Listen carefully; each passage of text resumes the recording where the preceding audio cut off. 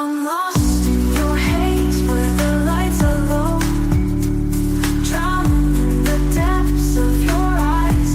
I'm ready to go. In the shadows we'll find our way. Through the night our love will stay. In your love I'm lost, I'm found. In your heart my home is bound. Forever I'll be yours, you'll be mine. Lost in your haze, our love will shine.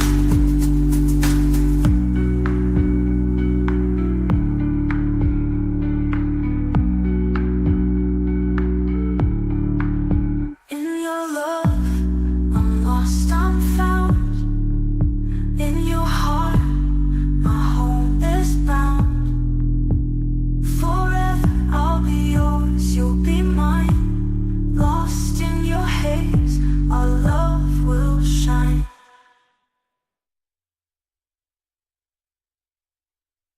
Welcome to the Huberman Lab podcast, where we discuss science and science-based tools for everyday life. I'm Andrew Huberman, and I'm a professor of neurobiology and ophthalmology at Stanford School of Medicine. My guest today is Dr. Casey Means. Dr. Casey Means did her undergraduate degree at Stanford University and her medical degree at Stanford University School of Medicine. She is one of the world's foremost experts in metabolic health. Today we discuss how metabolic function and dysfunction impacts our health.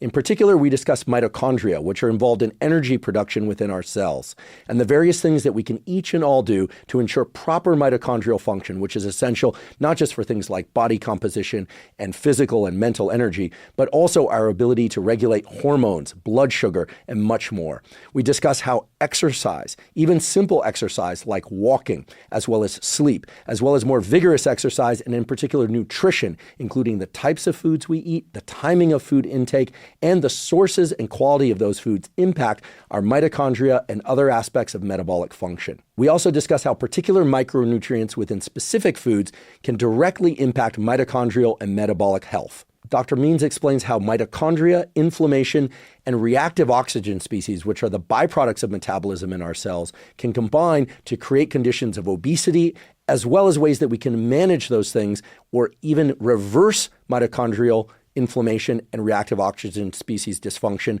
in order to reverse obesity, reverse diabetes, and enhance our health in myriad ways. By the end of today's discussion, you'll have a clear picture of the cellular processes that occur in the brain and body that underlie metabolic disease and metabolic health. And most importantly, you'll have a very clear picture of the actionable items that we can each and all carry out every day and every week in order to ensure metabolic health, proper mitochondrial function, and indeed that can also impact body composition and overall feelings of well-being. I would also like to share that Dr. Casey Means has a terrific new book coming out. I know it's terrific because I've read it. It is entitled Good Energy, The Surprising Connection Between Metabolism and Limitless Health. If you're interested in the book, we provided a link to the book in the show note captions. Before we begin, I'd like to emphasize that this podcast is separate from my teaching and research roles at Stanford. It is, however, part of my desire and effort to bring zero cost to consumer information about science and science-related tools to the general public. In keeping with that theme, I'd like to thank the sponsors of today's podcast. Our first sponsor is Maui Nui Venison.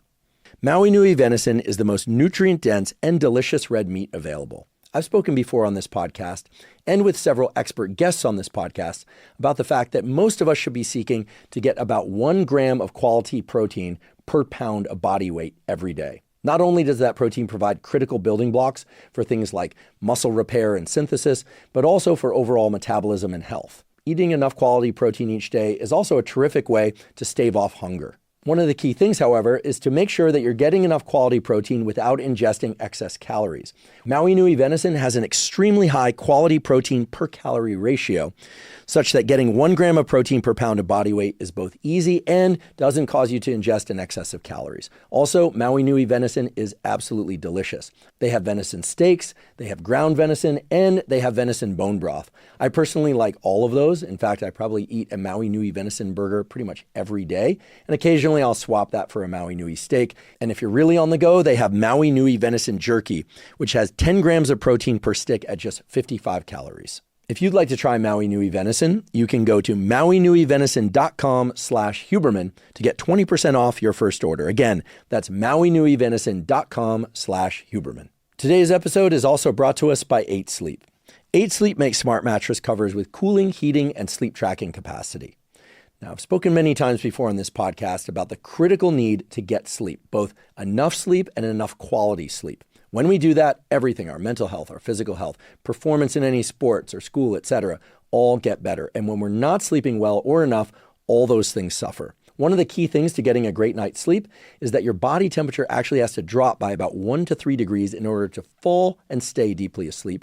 And in order to wake up feeling refreshed, your body temperature actually has to increase by about 1 to 3 degrees. One of the best ways to ensure that happens is to control the temperature of your sleeping environment. And with 8 Sleep, it makes it very easy to do that. You program in the temperature that you want at the beginning, middle, and end of the night. You can even divide the temperature for 2 different people if you have 2 different people sleeping in the bed, and it tracks your sleep. It tells you how much slow wave sleep and rapid eye movement sleep you're getting. It really helps you dial in the correct parameters to get the best possible night's sleep for you. I've been sleeping on an 8 Sleep mattress cover for well over 3 years now, and it has completely transformed my sleep for the better. If you'd like to try 8 Sleep, you can go to 8sleep.com/Huberman and save $150 off their Pod 3 cover. 8 Sleep currently ships in the USA, Canada, UK, select countries in the EU, and Australia. Again, that's 8sleep.com/Huberman. Today's episode is also brought to us by AeroPress. AeroPress is like a French press, but a French press that always brews the perfect cup of coffee, meaning no bitterness and excellent taste. AeroPress achieves this because it uses a very short contact time between the hot water and the coffee. And that short contact time also means that you can brew an excellent cup of coffee very quickly. The whole thing takes only about 3 minutes. I started using an AeroPress over 10 years ago, and I learned about it from a guy named Alan Adler, who's a former Stanford engineer, who's also an inventor. He developed things like the Aerobie Frisbee. In any event, I'm a big fan of Adler inventions. And when I heard he developed a coffee maker, the AeroPress, I tried it, and I found that indeed it makes the best possible tasting cup of coffee. It's also extremely small and portable. So I started using it in the laboratory, when I travel on the road, and also at home. And I'm not alone in my love of the AeroPress coffee maker. With over 55,000 5-star reviews, AeroPress is the best reviewed coffee press in the world. If you'd like to try AeroPress, you can go to aeropress.com/Huberman to get 20% off. AeroPress currently ships in the USA, Canada, and to over 60 other countries around the world. Again, that's aeropress.com/Huberman. And now for my discussion with Dr. Casey Means. Dr. Casey Means, welcome. Dr. Andrew Huberman, thank you so much for having me. Really excited to talk to you today about all things health. One of the things I love so much about your work is that you really give people a sense of agency through knowledge and actionable tools, which is very near and dear to my mission and my heart. But to kick things off, let's talk about metabolic function and dysfunction. I think most people hear the word metabolism and they think, okay, the burning of energy. Maybe they think about ATP, maybe they think about calories in, calories out, that sort of thing. But what are we talking about when we're talking about metabolic function and dysfunction? Because these are really important concepts for everyone to understand. Yeah, I think you're exactly right. I think that when we hear the word metabolism, the first thing that comes to most people's minds is my weight. Do I have a fast metabolism or do I have a slow metabolism or something like basal metabolic rate? And I think what's really important for people to realize is that metabolism is actually the foundation of all health. It is the core foundational pathway that drives all other aspects of health. And it's also the core foundational pathway that's truly getting crushed in the modern American world and underlying 9 of the 10 leading causes of death in the United States today. It's really quite relevant to everyone. And the spectrum of metabolic rooted disease is vast and actually really relevant to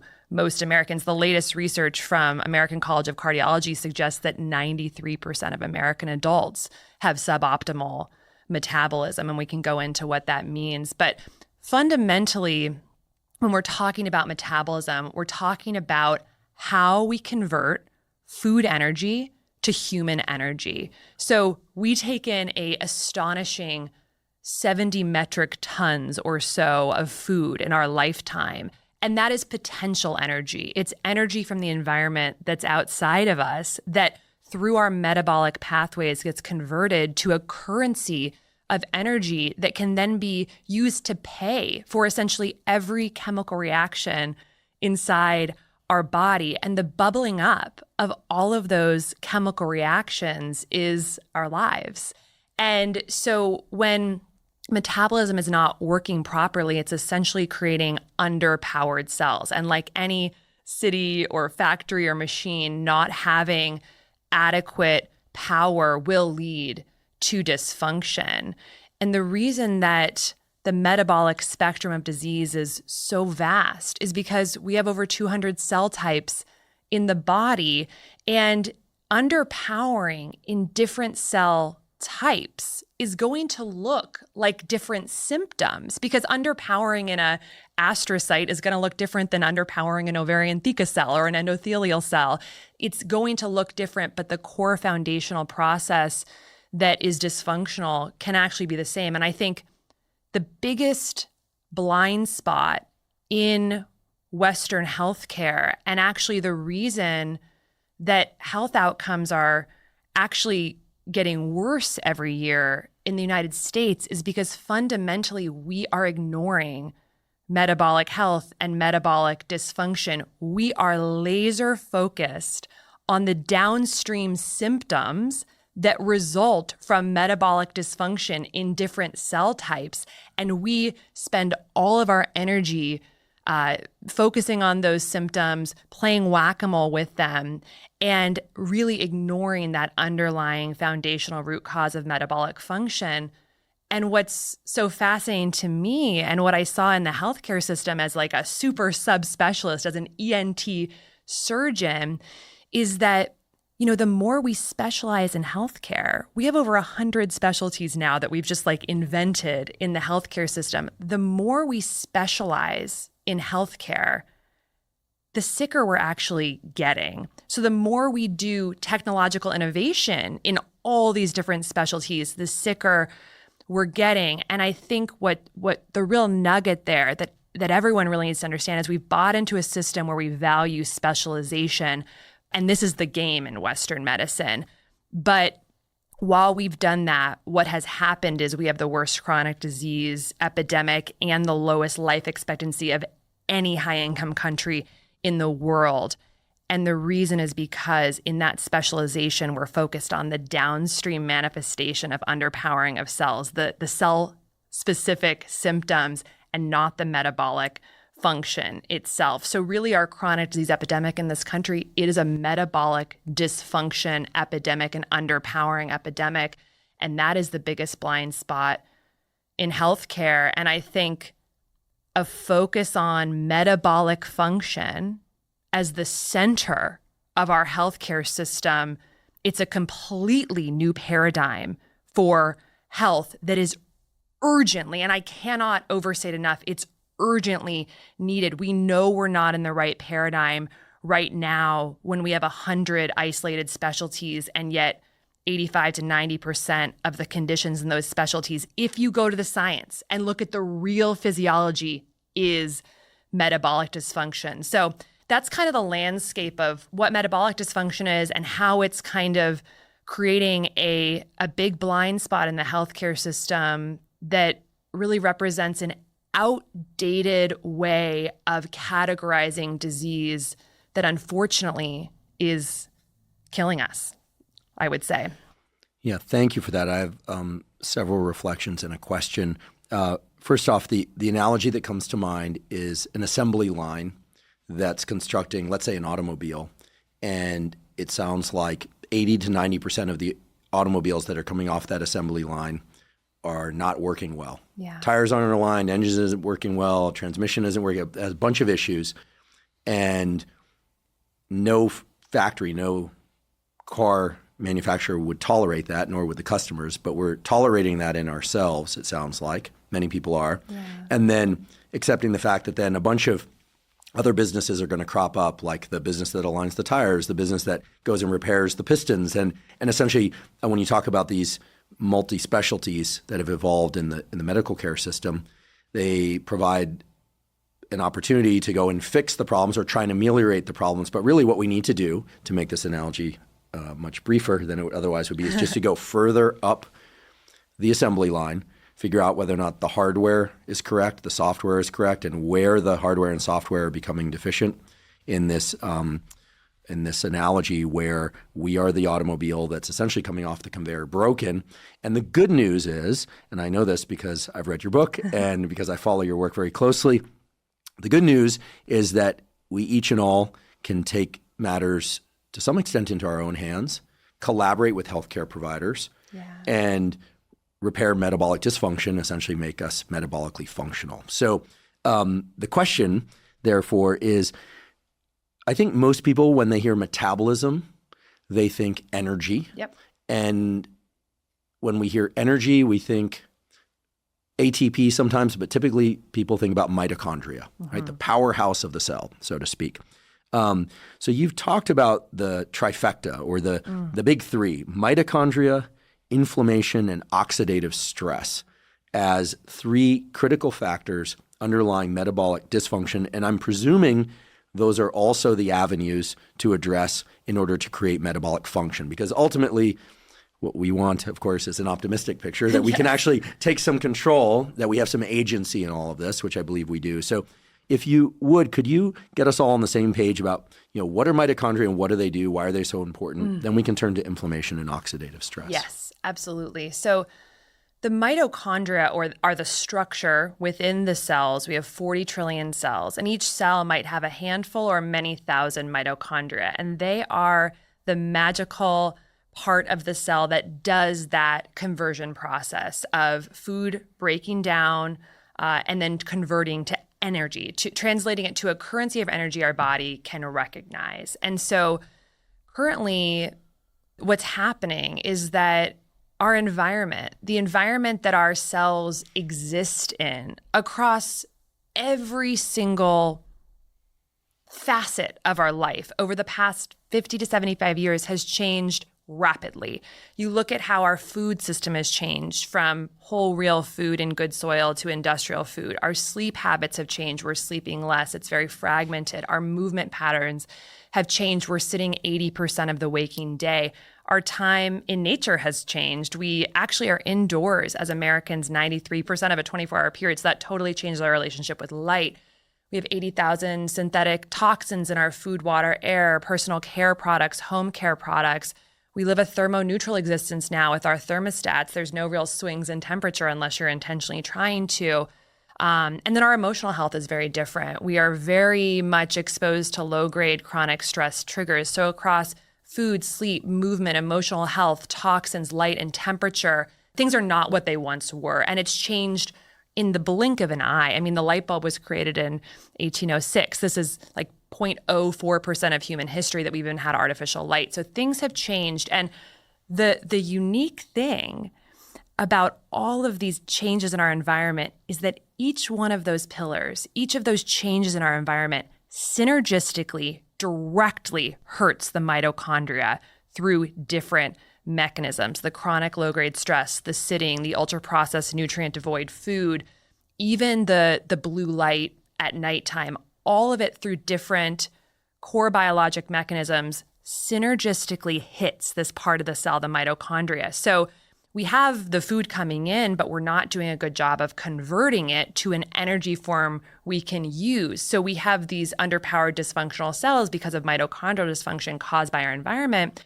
And of course, what happens if you've got energy substrate that you can't process, it's going to be stored. And that's, of course, why we have an obesity and overweight epidemic that's affecting close to 80% of Americans. That's so wild. It's just, we talk about obesity like it's the problem.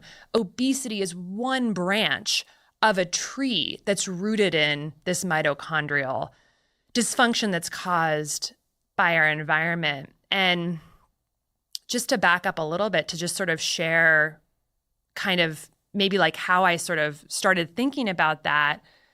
You know, I had trained as an ENT surgeon and I was at Stanford Medical School. And I was so fascinated by this idea of like the way that we're defining the diseases we're treating in like a specialty like ENT is like, I saw sinusitis day in and day out, and we'd have these patients on the table that we'd be literally drilling into their skulls to suck out sinus pus. And that's like the treatment for sinusitis. And the way we diagnose the patients is we say like, okay, this patient has sinusitis if they have facial pressure, purulent pus, nasal discharge, nasal obstruction, and low sense of smell. So if they have these symptoms, then they have this disease.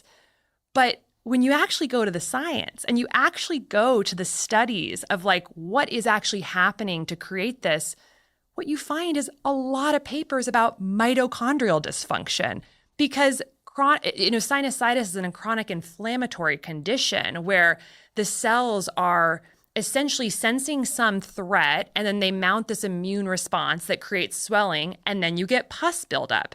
But we confuse the pus buildup with the disease, which is actually happening inside the cells. And so you start looking at PubMed as a clinician through a slightly different lens of like, what's actually happening in the cells?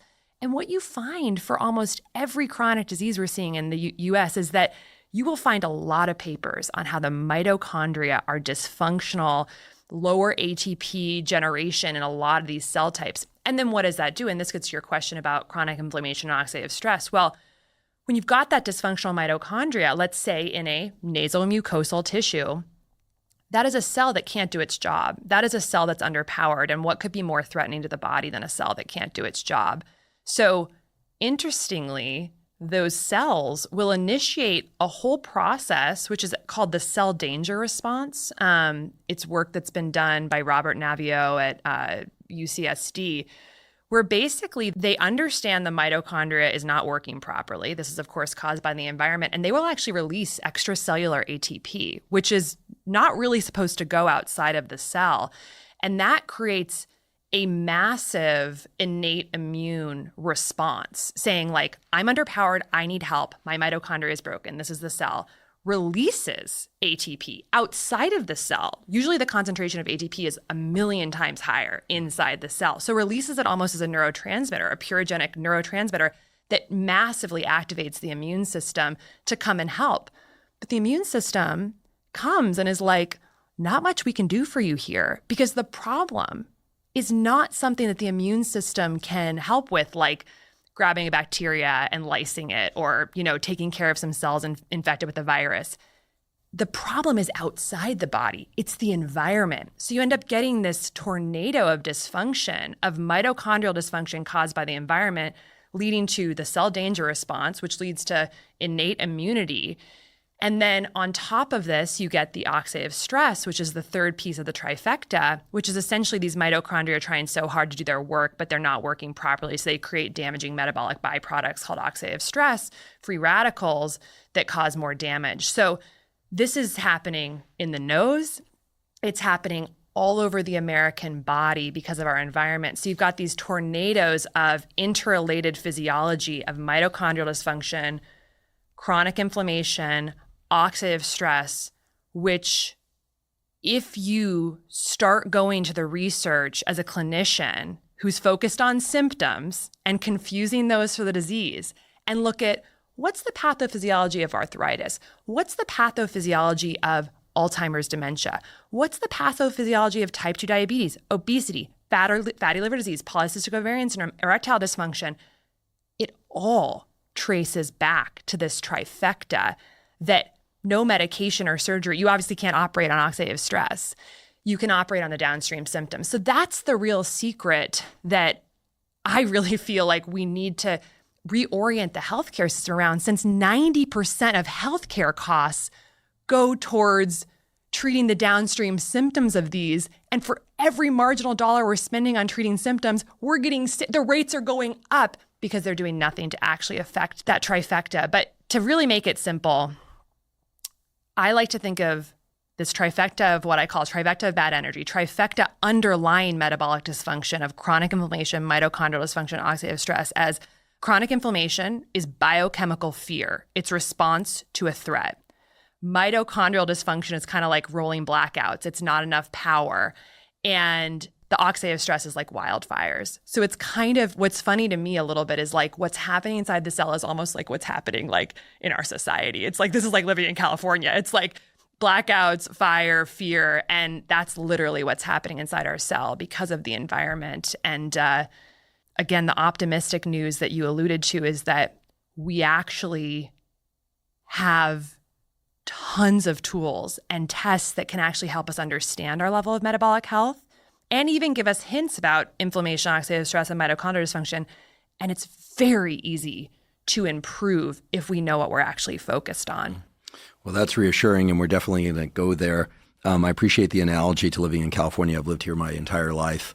I have been outside of California, but perhaps the only thing you left out besides rolling blackouts, fires, and what was the other one? Fear. And fear is high taxes. The taxes, the health debt on the body. So, in any case, not to be too dark and pessimistic. Well, that's the healthcare costs. I maintain Andrew. great hope and still a lot of love for California. It's pretty great. It's got its great aspects and its not so great aspects, and I can say that as a lifelong California resident. There are other wonderful places to live. A couple of questions. First of all, about places to live. You've been talking a lot about in the United States. Yeah. Are some of these same issues with metabolic dysfunction occurring outside of the United States? I would imagine so. Yep. Any country where we've exported the standard American diet and some of the other norms of Western living are starting to see the same rates of chronic disease. But like, it is worth not mincing words here. Of all high-income countries in the world, the United States has the worst chronic disease rates and the lowest life expectancy, and our life expectancy is going down, and we spend about twice as much on healthcare than the second highest spending country in the world. So we are abjectly failing, and that failure is predicated in our cult of siloing conditions into different specialties and not focusing on this root cause. And I want to just be super clear, like there's a war being fought right now to get us to believe that siloing is the way, because as you alluded to, siloing is profitable. If you can convince doctors and people that their 10 different symptoms are separate things, then they're going to 10 different specialists' office. Meanwhile, 75% of American adults are overweight and obese, some of the highest in the world. A full 50% of American adults now have prediabetes and type 2 diabetes. 50%, 30% of teens have prediabetes. 40% of Americans have a mental health diagnosis. Cancer is set to reach 2 million cases this year in 2024, highest ever in recorded history. Alzheimer's is going up. Fatty liver disease is affecting 40% of adults, 18% of teens. Autoimmune disease is skyrocketing. Infertility is going up at huge rates. All these things are going up all at once in the US and, yes, in many of the other countries that are eating our diet. And there's no sign of it slowing down. And so that's really, if you look at the research through this different lens, you'll find that all of those diseases trace back to metabolic dysfunction caused by our environment that no shot, pill, or surgery can really address unless we unpack the environmental piece. Scary picture. I'm glad that but you're hopeful, but we hopeful. can fix it. Exactly. I'm glad that you are creating solutions. And I should say, and just remind people, I said this in my introduction, but you're talking about siloed medical care. You're talking about the kind of standard medical system, but let's not forget. Right. I happen to be a faculty at Stanford. You did your medical training at Stanford. You are a medical doctor, right? I mean, you have MD and are highly trained. You were an ENT, ear, nose, and throat doctor. So if anyone would be familiar with the industry and the practice and the educational system around this, it's you. Yeah. So you're not speaking outside your bailiwick. So before we pivot to solutions, I know people are eager to hear solutions, but in order to understand how to best apply those solutions, I do think it's worth drilling into some of the issues here just a little bit more. You talked about underpowered cells. Yeah. You've also alluded to the fact that most people are consuming enough and probably excess amounts of caloric energy. Yes. So is it the lack of mitochondria or mitochondrial dysfunction that's at the root of the problem? The analogy I come up with is you've got a power plant that can convert incoming power line to electricity, power that can be distributed to a community. Yeah. The community in this analogy being the organs and cells of the body. Yeah. There's plenty of potential energy, but there's something about the power plant that is inefficient or dysfunctional. There are shorts, there are circuitry that's just not working such that the energy that the community can benefit from, the cells and organs of the body, is just not there. So it's not a lack of input, it's a lack of conversion and output. And the consequence of this we see in the form of excess adipose tissue and all the downstream effects. It's not just aesthetic, it's really all the downstream effects of visceral fat, subcutaneous fat, et cetera. What is it that would improve access to energy and energy utilization in cells? Is it simply a matter of getting the mitochondria to function better, or is it that one can actually create more mitochondria? This is the key question for how we can get healthy. And it's really about creating capacity in the body to turn more potential energy to usable energy, as opposed to taking that potential energy and shunting it to a storage form. It's all just like, I think about everything visually and I'm like, you got the circular cell from high school biology textbook. Inside are all the little mitochondria with the squiggly lines inside. And it's just like there's X's through those mitochondria. So instead of, after glycolysis and you've got the pyruvate, instead of going through the mitochondria, it's being shuttled into something else. And I mean, this is fundamentally the cause of insulin resistance, because when the body senses that the mitochondria can't do that conversion process, the cell basically says, because I can't convert this, I don't have the capacity to convert it to usable energy. I'm going to take the substrates and I need to block them. I mean, you've got to turn them to basically a storage form, which inside the cell could be toxic fats like ceramides and diacylglycerol. And I'm also going to block the cell from taking any more substrates because I can't do anything with them. That is fundamentally a root of insulin resistance. So the body says, okay, we're going to block the ability of the insulin receptor to transduce its intracellular signaling pathway. We're going to block it. And when that insulin binds, we're not actually going to allow for glucose to come in. So essentially insulin resistance is the cell compensating for the mitochondria being broken and telling the insulin receptor that that it's not going to be functional. And so you don't get the GLUT receptors on the cell membrane to allow the glucose to come in. So that's insulin resistance. Again, we talk about that as the problem, but the problem is actually inside the cell leading to that, so that's why just giving someone insulin isn't necessarily the answer. We have to increase mitochondrial capacity to let the flow happen through it to energy, which then trickles up into relieving a lot of these problems. So to answer your question, what we really want to do to increase our metabolic capacity from a first principles perspective, it's we need to make more mitochondria. We need to get each mitochondria to be more functional. And we need to have each more functional mitochondria processing more energy substrates. It's really that simple. And the beauty is we can do all of those things.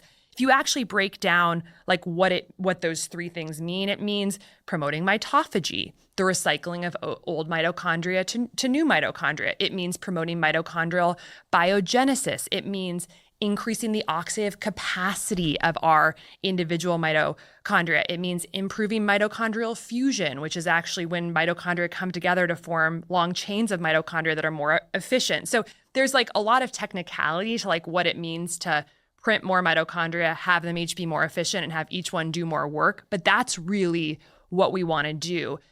And that's when it just kind of gets into the simple habits. Like there's simple things we can do for each of those things. For mitophagy, we can focus on various types of like endurance exercise and high intensity interval exercise. There's compounds like urolithin A that promote mitophagy.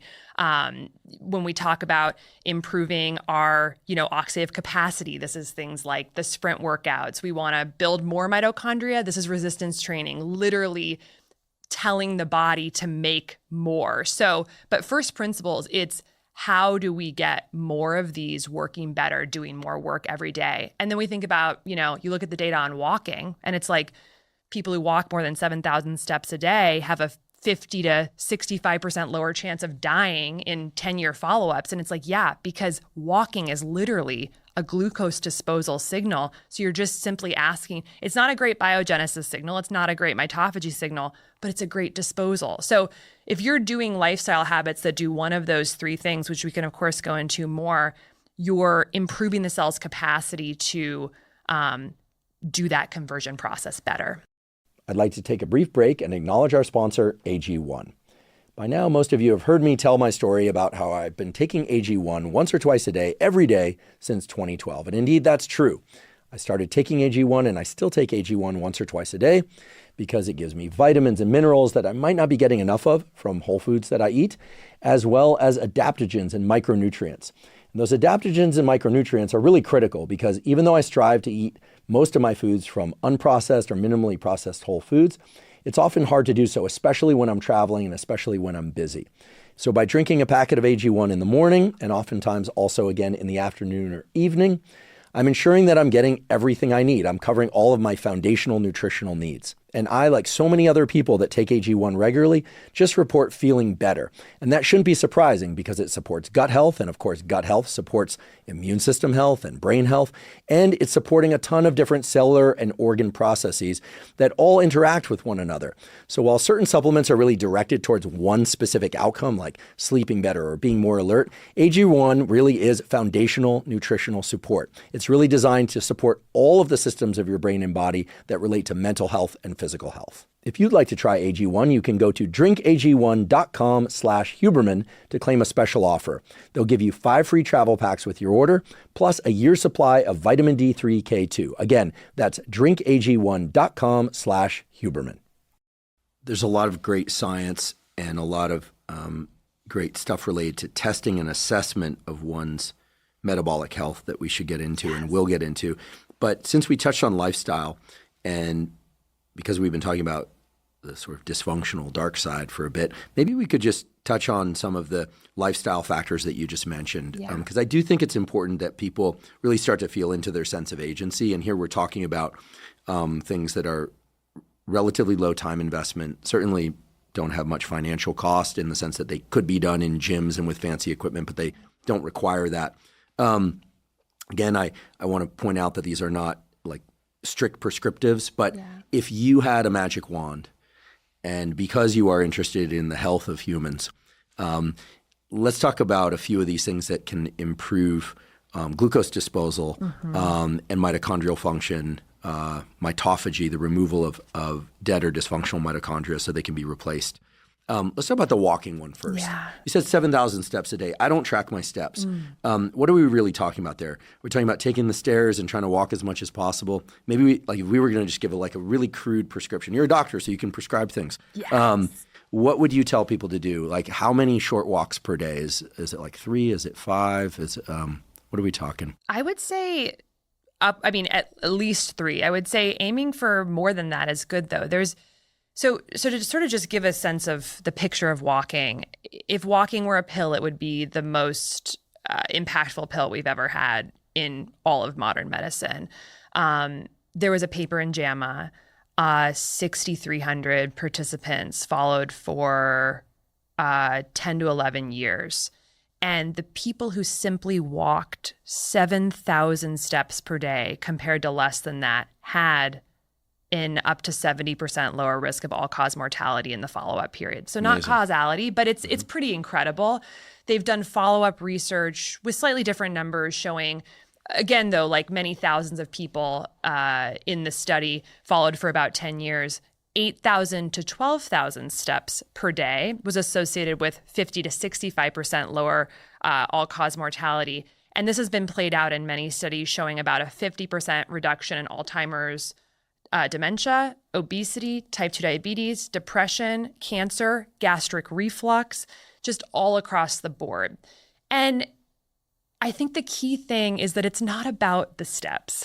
It's about the fact that muscle contraction is medicine. When we contract our muscles, even in a very low grade way, like walking or doing a couple air squats, we're activating AMPK and we are essentially causing that cell to have a stimulus to push glucose channels to the cell membrane. Most of the time, the glucose channels are like in vesicles, inside, in little bags inside the cells. They're not on the cell membrane. So of course, that's going to keep the glucose in your bloodstream not being processed by the mitochondria.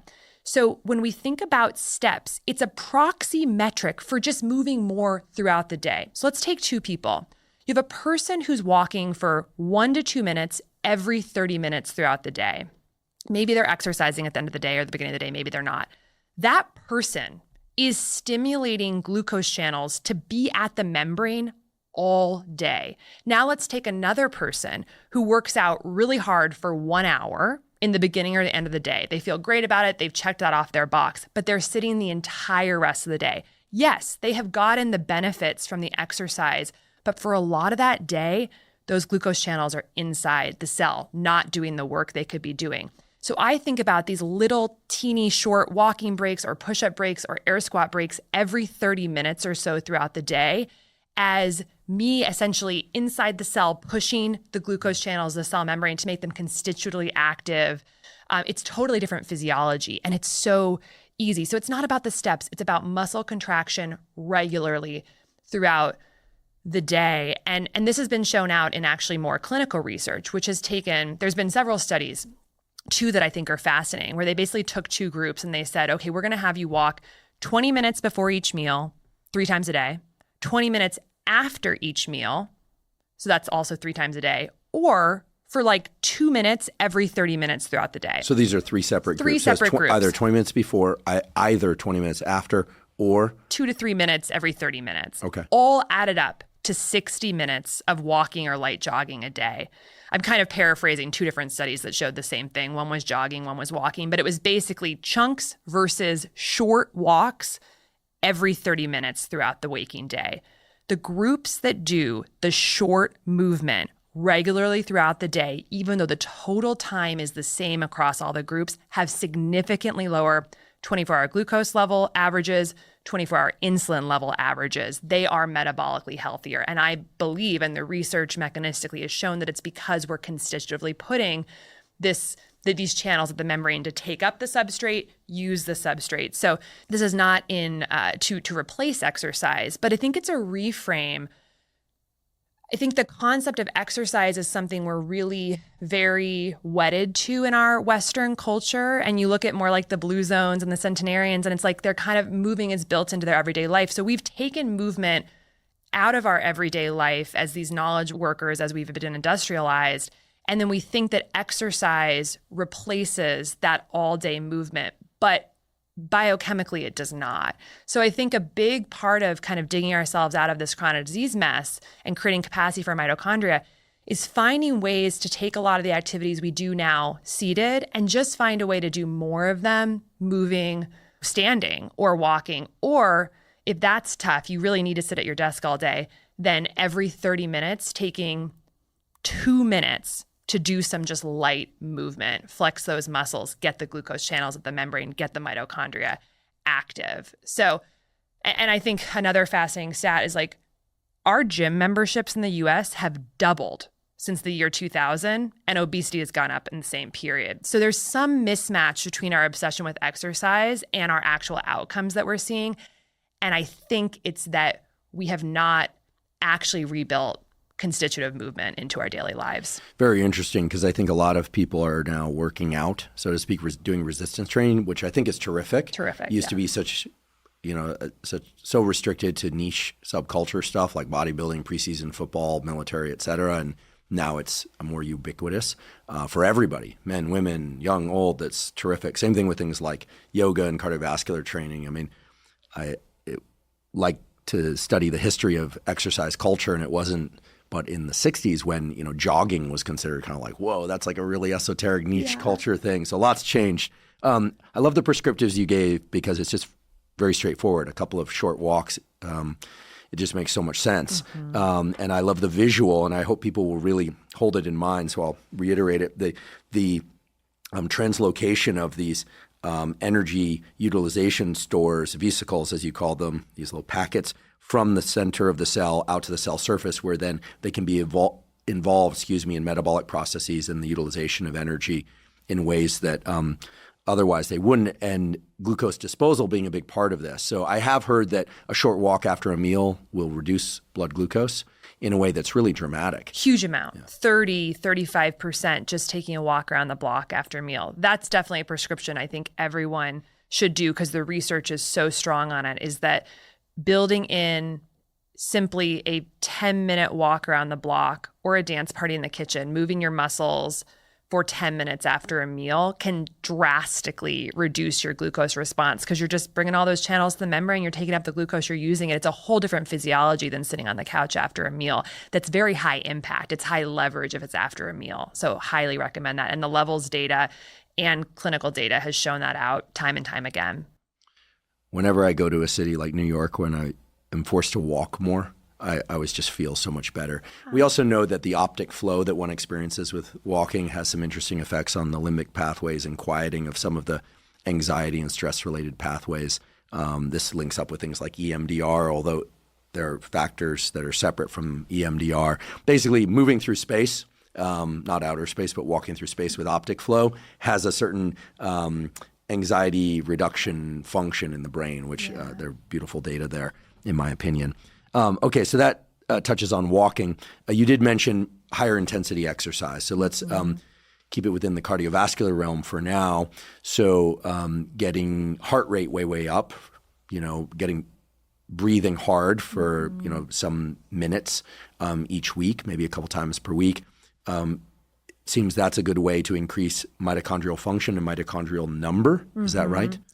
Yeah. So you take sort of each type of exercise. We've got walking, we've got resistance training, we've got high intensity interval training, we've got endurance training, and then we've got sort of more like zone 2. So we've got these different flavors of how we get our heart rate up, how we get the blood flowing, what we signal to the cells. And each one actually has like a slightly different impact on the mitochondria. When we think about biogenesis, we're thinking mostly like endurance exercise and really more of that zone 2. And like that is really going to be a stimulus inside the cell to print more mitochondria. When we think about improving mitochondrial fusion, high intensity interval training is really, really good for that. When we think about resistance training, it's like that's like muscle hypertrophy. We're going to be creating more muscle cells and we need more mitochondria for those. So each one has kind of a different impact. And I think this is where, honestly, I think the regular guidelines that we have, even by our government, actually make a lot of sense. It's like work every major muscle group 3 times a week in a resistance type training, and then work to get 75 to 150 minutes of moderate to strenuous activity. So 75 minutes of strenuous activity or 150 minutes per week of moderate activity. So that actually makes a lot of sense. 80% of Americans are not meeting those very basic guidelines, and 20% of Americans don't get any physical activity really at all. Activity for the average American is 3,000 to 4,000 steps per day, which is less than 2 miles. So we are not even close to even meeting the basic recommendations that are out there. But I think those are pretty reasonable. Resistance training 2 to 3 times a week, most major muscle groups, and working to, get the heart rate up, moderate level for 150 minutes a week, or strenuous for 75 minutes a week. Those are going together to be potent stimuli for biogenesis, mitophagy, mitochondrial fusion, for increasing antioxidant enzymes that are going to protect the mitochondria from that oxidative stress. And the one that's just actually not in there in the sort of the basic recommendations for Americans is the walking. And I would just absolutely add to that at least 7,000 steps per day based on what the data is showing, which honestly would probably take less than an hour total to do. If you break it up throughout the day, it's just a few minutes a day. So that right there are going to be like a big multifaceted set of signals for increasing mitochondrial capacity in different ways.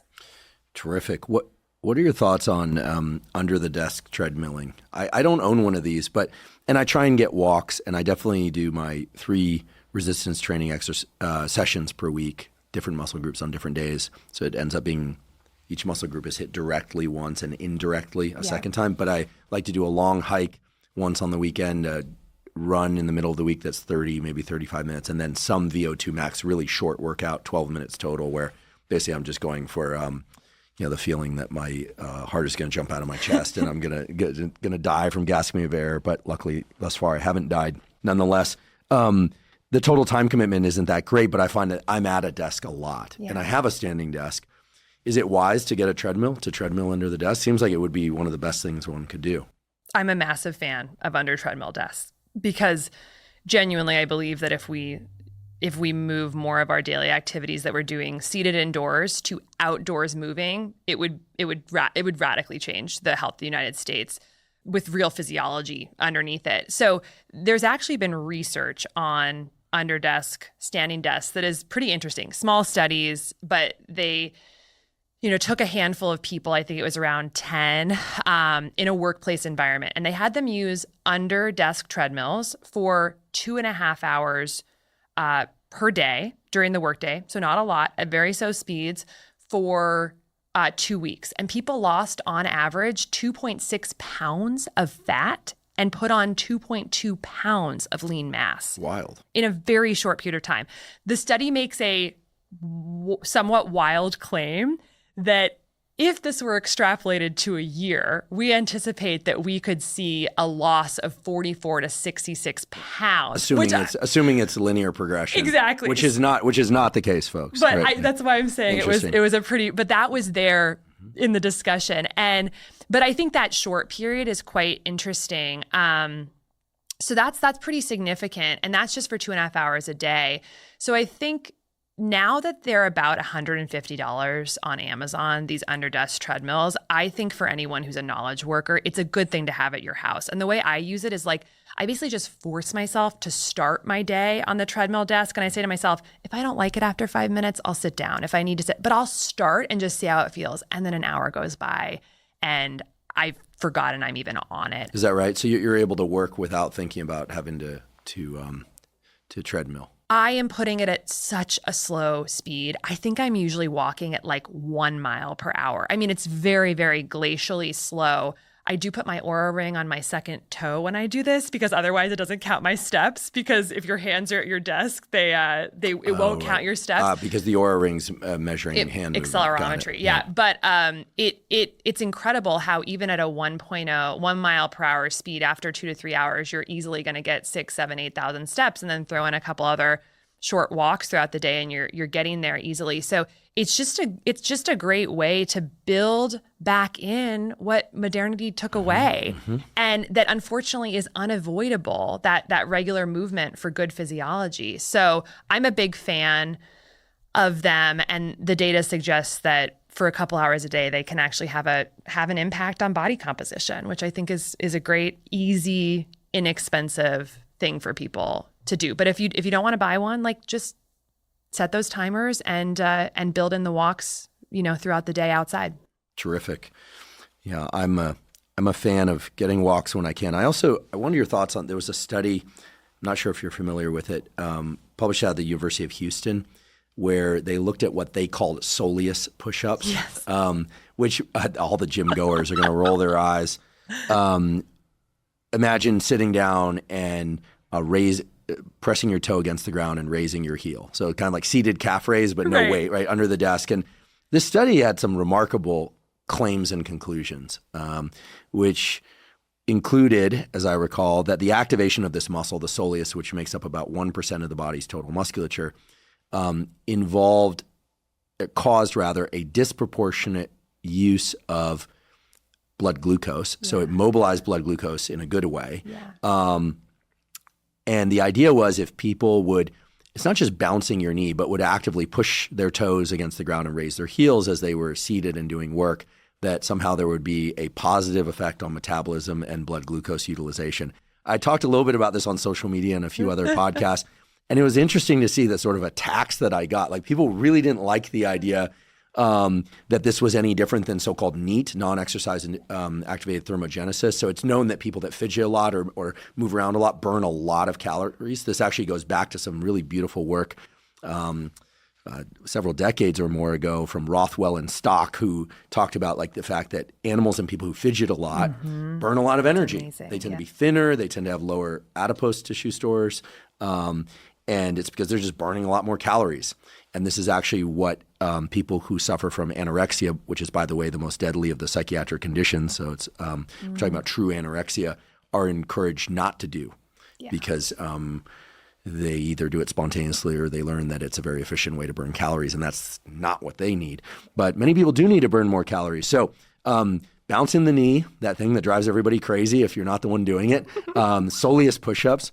What are your thoughts about this in that study? We don't have to pick it apart in detail, but I thought it was kind of interesting. It's all coming back to just moving the body as much as possible during the day, contracting muscles, contracting muscles. It's medicine. And I find the concept of NEAT just endlessly fascinating, because we kind of come up with this term non-exercise activity thermogenesis, and the data is really good about it. Like, it's basically shows that this is a prime potential intervention for the obesity epidemic. And it all goes back to the cell. Like, it's essentially a stimulus that's telling the body to stay metabolically active as opposed to keeping all those metabolic pathways, dormant during the day.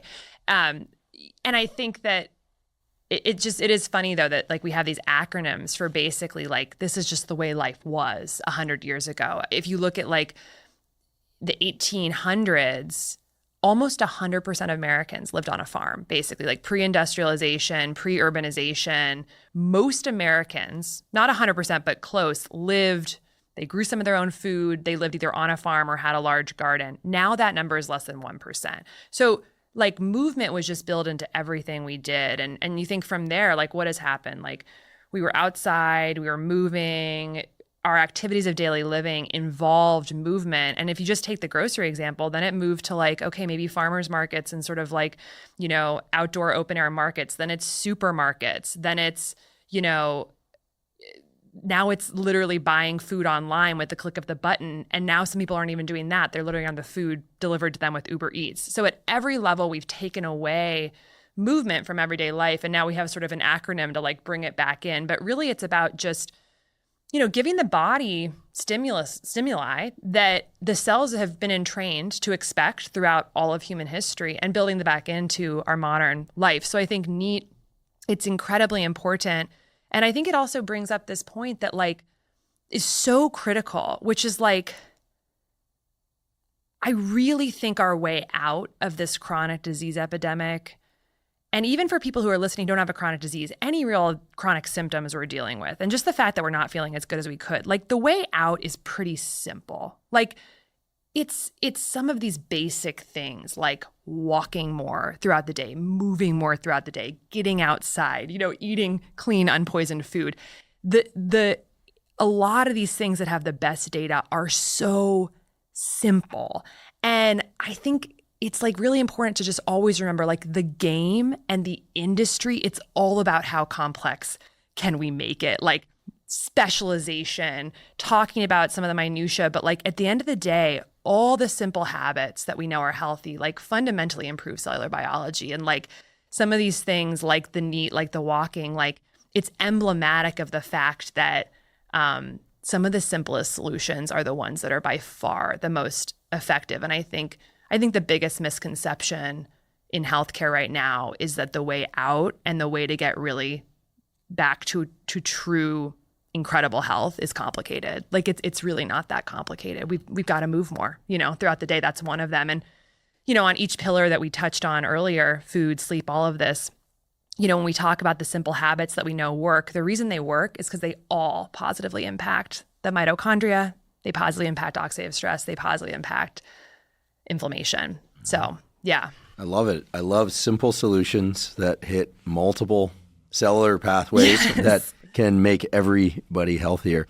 I'd like to just take a quick break and acknowledge one of our sponsors, Inside Tracker. Inside Tracker is a personalized nutrition platform that analyzes data from your blood and DNA to help you better understand your body and help you reach your health goals. Now, I've long been a believer in getting regular blood work done for the simple reason that many of the factors that impact our immediate and long-term health can only be addressed, that is, can only be measured with a quality blood test. Now, one issue with many blood tests out there is that you get information back about lipid levels, hormone levels, metabolic factors, etc., but you don't know what to do with that information. With Inside Tracker, they make it very easy to understand your levels and what they mean, and specific actionable items that you can undertake in order to bring those levels into the ranges that are optimal for you. Inside Tracker also offers Inside Tracker Pro, which enables coaches and health professionals to provide premium and personalized services by leveraging Inside Tracker's analysis and recommendations with their clients. If you'd like to try Inside Tracker, you can go to insidetracker.com/Huberman, and you'll get 20% off any of Inside Tracker's plans. Again, that's insidetracker.com/Huberman. I'd like to talk about assessment, blood tests in particular. I remember in college, I was just very curious about blood testing, and I had read a little bit about it, but it was really hard to access. I actually went to the student health center and said, can I just get like my lipids measured, some hormone stuff measured? I was in great health. I just want to do that. And they're like, no, like what's the issue? Why would you do that? Now it's very easy to find places that will do blood tests, but there is some cost often. And nowadays, thanks to your efforts, your innovative and engineering efforts, and the efforts of others, there are ways to measure what's in your blood glucose in particular, with continuous monitoring and with snapshot monitoring. So let's talk about blood tests. What do you think are the 3 to 5 things that basically everybody, if they can, should know about what's circulating in their blood? I'm imagining LDL, HDL, this kind of thing. I guess ApoB is a big favorite of our friend Peter Attia. Yes. Fasting blood glucose, continuous blood glucose, post-meal, et cetera, just kind of evaluating how exercise, food, et cetera, impacts blood glucose. And then I'll leave the other categories open because my point here is not to answer the question for you, but that's what comes to mind. You've got the big ones. So this is key, is that every single person listening, I hope, after this episode will go to their health record or send their doctor a message and at least get the following test. And the first 7 that I'll mention are very basic, and people might take umbrage to them because obviously there's a lot of debate about like what's everyone's favorite lab test. But I think about it as like, what are the basics that everyone should know? And then what's like the next tier up that are easy to access and are cheap that'll give you a lot more richness, but which you still might have to kind of fight your doctor for. So the first few that you will not have to fight your doctor for and are often free on an annual physical and literally define metabolic syndrome are fasting glucose, fasting triglycerides, HDL cholesterol, hemoglobin A1C, total cholesterol, waist circumference, and blood pressure. Okay, sorry, I hate to interrupt, and my audience hates it even more, but could you just explain what each of those is and what it corresponds to? Yes. Great, thank you. And I will say, first of all, the reason I'm choosing these, it's not even my own choice, really. It's 2 reasons. One is that the 2 studies over the past 5 years that have shown us in large populations that the vast majority of American adults are metabolically dysfunctional use those biomarkers. So I think because of that, it's important to know them. And the 2 studies that I'm referring to are one from UNC in 2018, which showed that based on those biomarkers, 88% of American adults have suboptimal metabolism. And then a follow-up study from the Journal of the American College of Cardiology from last year showed that number has gone to 93.2% of American adults are suboptimal in their metabolism. And these are the metrics that they use, and they're very basic. If you had to pay out of pocket, they would be less than $100. So let's talk through them. Why they're great is because together they give you kind of like a tapestry of what's actually happening inside the cell. If you choose to look at them that way, if you read the tea leaves of them, are the doctors often, if they see all these lab tests, it'll be in an electronic health record. We've all been through this experience. They'll come up on the screen and there'll either be like a green, orange, or red color next to it. Like it's high, it's low, it's borderline. And the doctor will basically, it's very algorithmic. Your LDL is high, we need to bring it down. Oh, your glucose is high, we need to bring it down. Oh, your blood pressure is high, we need to bring it down. But what I'm inviting people to do is understand a little bit about each test and then read the tea leaves of what it's telling us about our mitochondria. So let's start with fasting glucose. So fasting glucose, when you look at these studies that I'm referring to, they call optimal less than 100. So to define whether you were in that 88 or 93%, you had to essentially be in their optimal range for all biomarkers not on medication. So I'll quickly run through what their ranges were. My ranges for optimal are tighter than these, but fasting glucose less than 100, triglycerides less than 150, HDL above 40 for men or 50 for women, hemoglobin A1C less than 5.7%, total cholesterol to HDL ratio less than 3.5 to 1, waist circumference less than 35 inches for women or 40 inches for men, and blood pressure less than 120/80.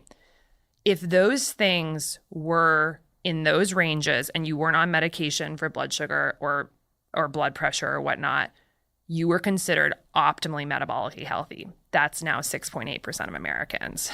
All of these biomarkers are easy to change in 1 to 2 months, I would say, with simple lifestyle habits. Could you remind us what hemoglobin A1C is? I think most people are familiar with HDL cholesterol being the quote-unquote good cholesterol, and LDL being the bad cholesterol. And as I say that, I know I'm going to get dogpiled. Yeah, oh, totally. But I'm not sure that I adhere to that. I'm not sure I don't adhere to that.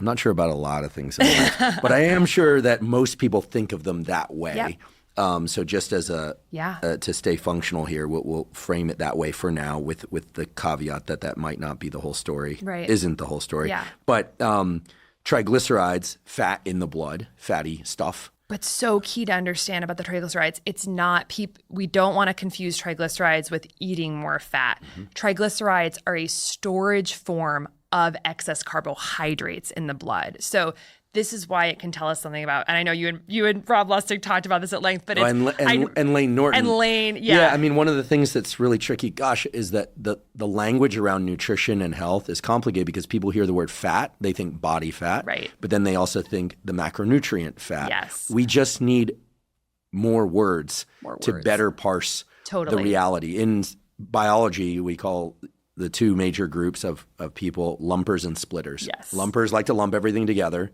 It oversimplifies and complicates. Splitters like to split everything, give a name for everything, individual name for everything. It complicates. And so there's a middle ground, right? There's a land of reasonable people and nomenclature. And unfortunately, that does not exist on the internet, nor does it exist in any one specific subfield of medicine or science. I mean, so much of the confusion out in the world is because of a lack of adequate language. Right. In order to explain. So the triglycerides are a reflection of excess carbohydrate intake. And how it's helping us with that tapestry of understanding the trifecta of bad energy is that if you think about it, let's just go back to that cell and that poor mitochondria that's being absolutely decimated by our environment. And its capacity is low. Okay, so that mitochondria is like, I can't process glucose or fatty acids to ATP very well, so I'm going to block their entry into the cell. So now you've got glucose rising in the bloodstream. So, okay, fasting glucose, that was one of our biomarkers. If that's going up, that is a little bit of that tapestry of maybe something's going on inside the cell that's blocking the entry into the cell, so it's rising in the bloodstream. Okay, well, where's all that? The body does not want lots of glucose floating around in the bloodstream because it can literally independently cause endothelial dysfunction, which is basically blood vessel problems. It can cause oxidative stress in the bloodstream. It can cause glycation, which is sugar literally just sticking to things. The body doesn't want that glucose high in the bloodstream, so it converts it to triglycerides to be stored in a storage form of energy.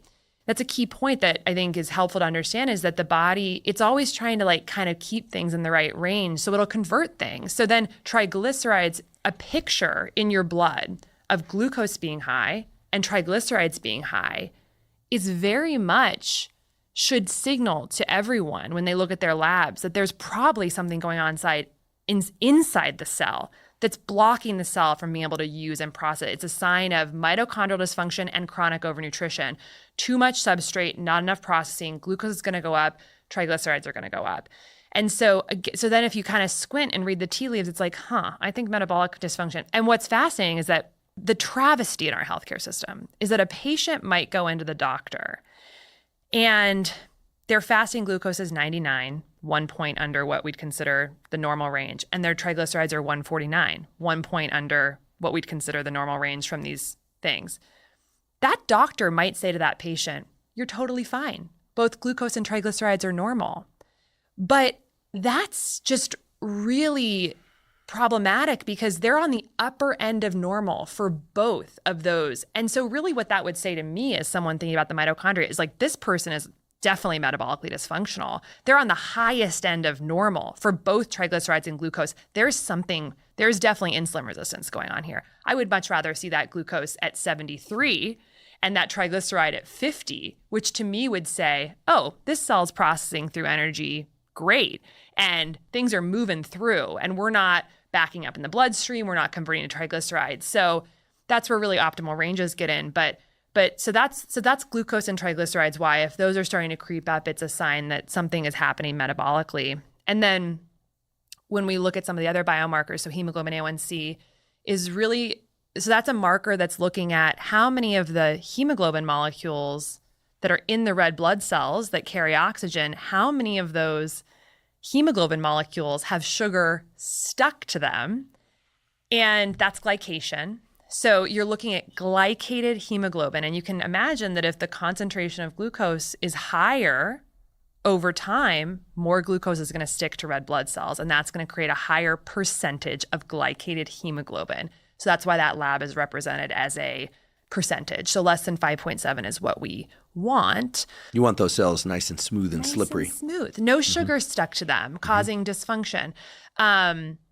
And because blood cells last for about 9 to 120 days, hemoglobin A1C is giving us basically a snapshot of average blood sugar levels over 9 to 120 days. And if that average is higher, again, probably a sign that cells are rejecting glucose from the cell and it's causing a rise in the bloodstream. And then just talking about one other biomarker in that we talked about, which was blood pressure. People might say, well, how does blood pressure relate to like what's going on inside the cell, in the mitochondria and whatnot?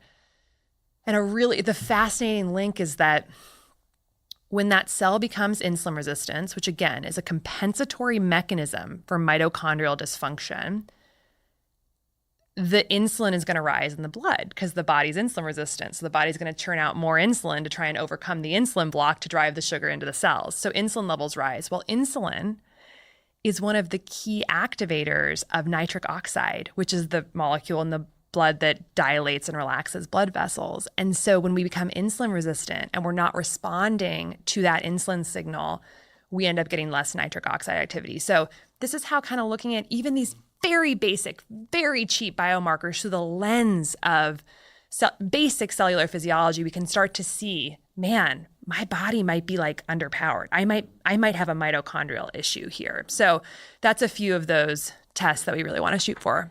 Terrific. And thanks for bringing up blood pressure again. It's sort of comes across to many people as old school, right? But when Attia was here, one of the several times he was here, he really pushed on blood pressure as such a key metric, right? I mean, obviously, if blood pressure is high, you're getting less nitric oxide through for whatever means here.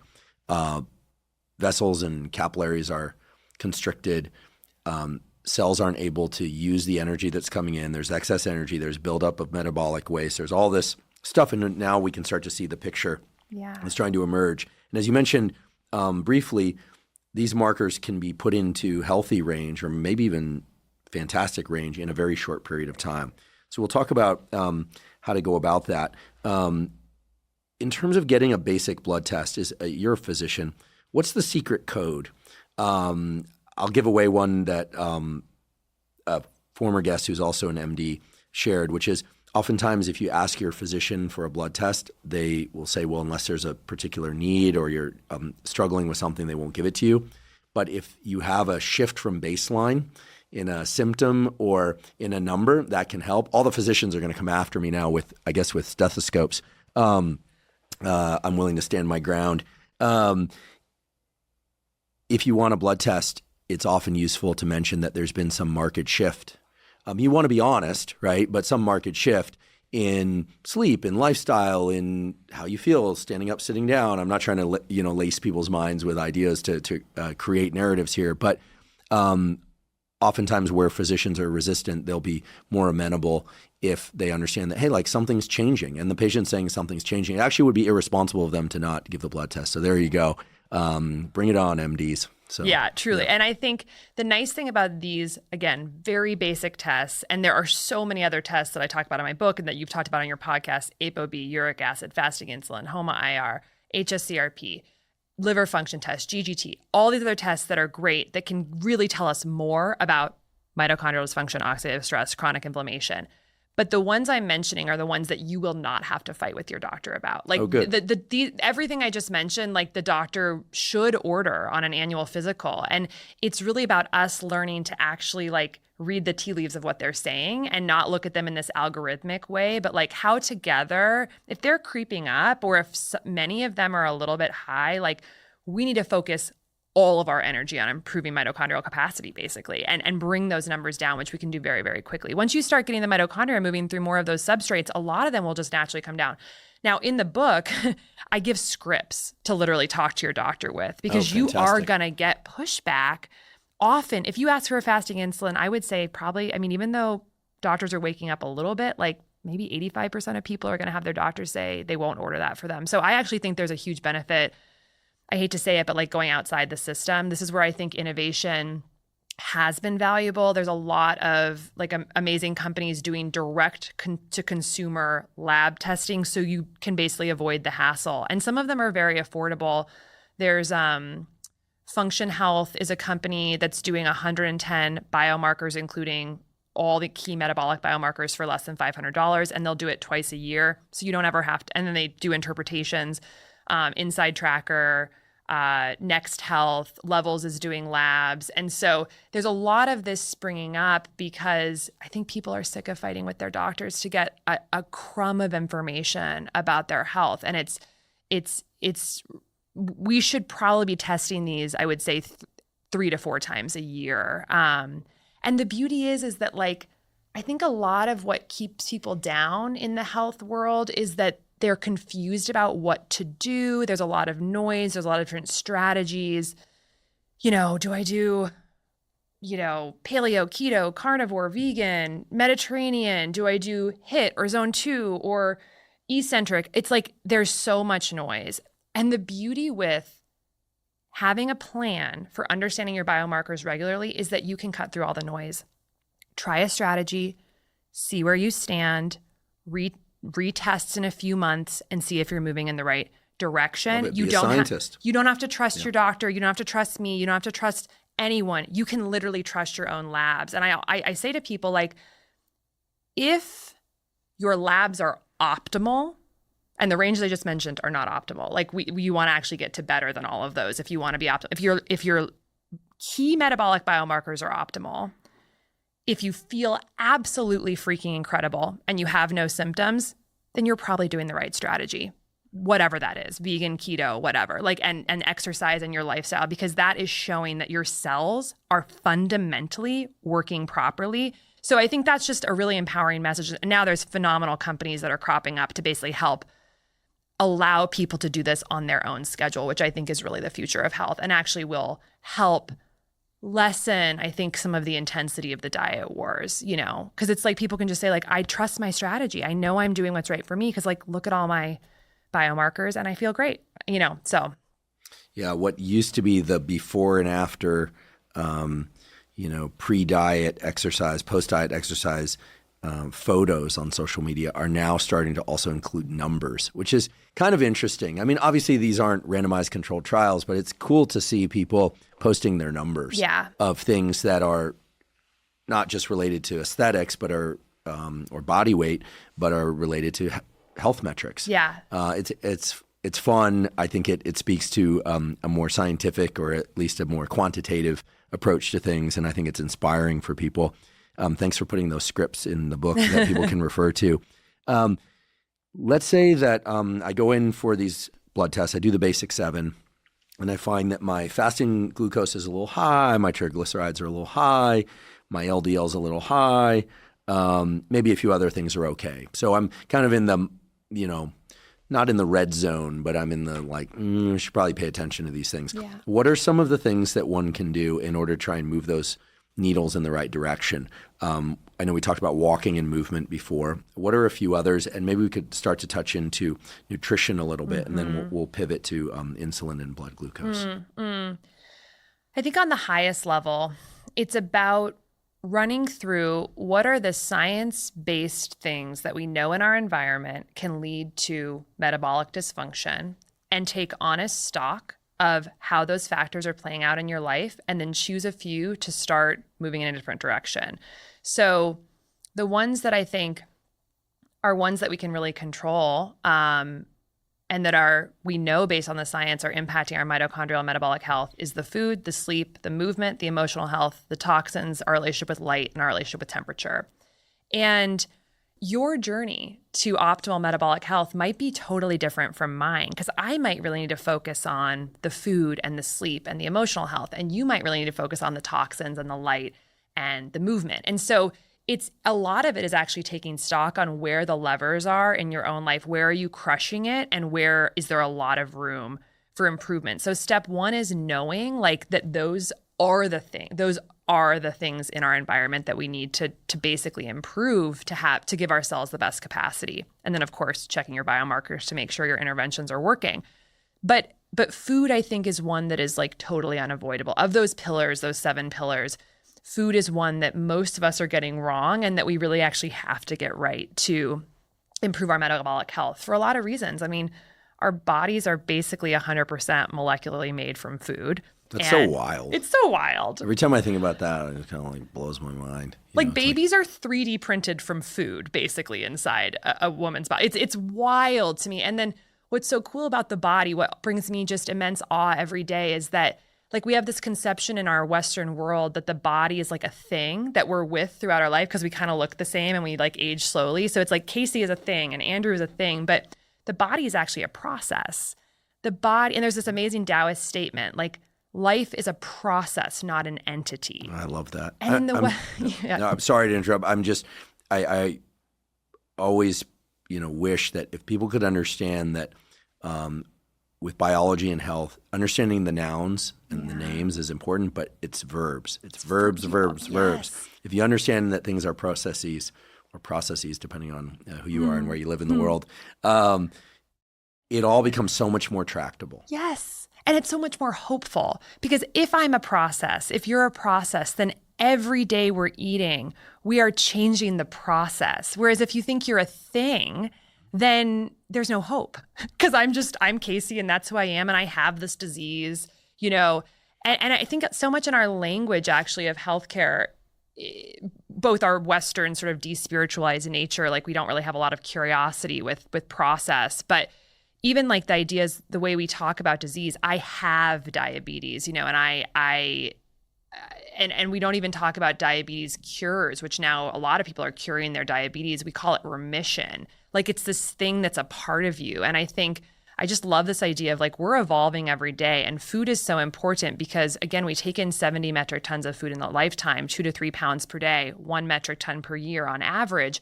And that is the printer ink. That's the 3D printer ink to create tomorrow's version of ourselves, which is molecularly different than the Casey of today. That's a hopeful message, because if we can give the body food, which, I think our conception of food, I think, is very limited.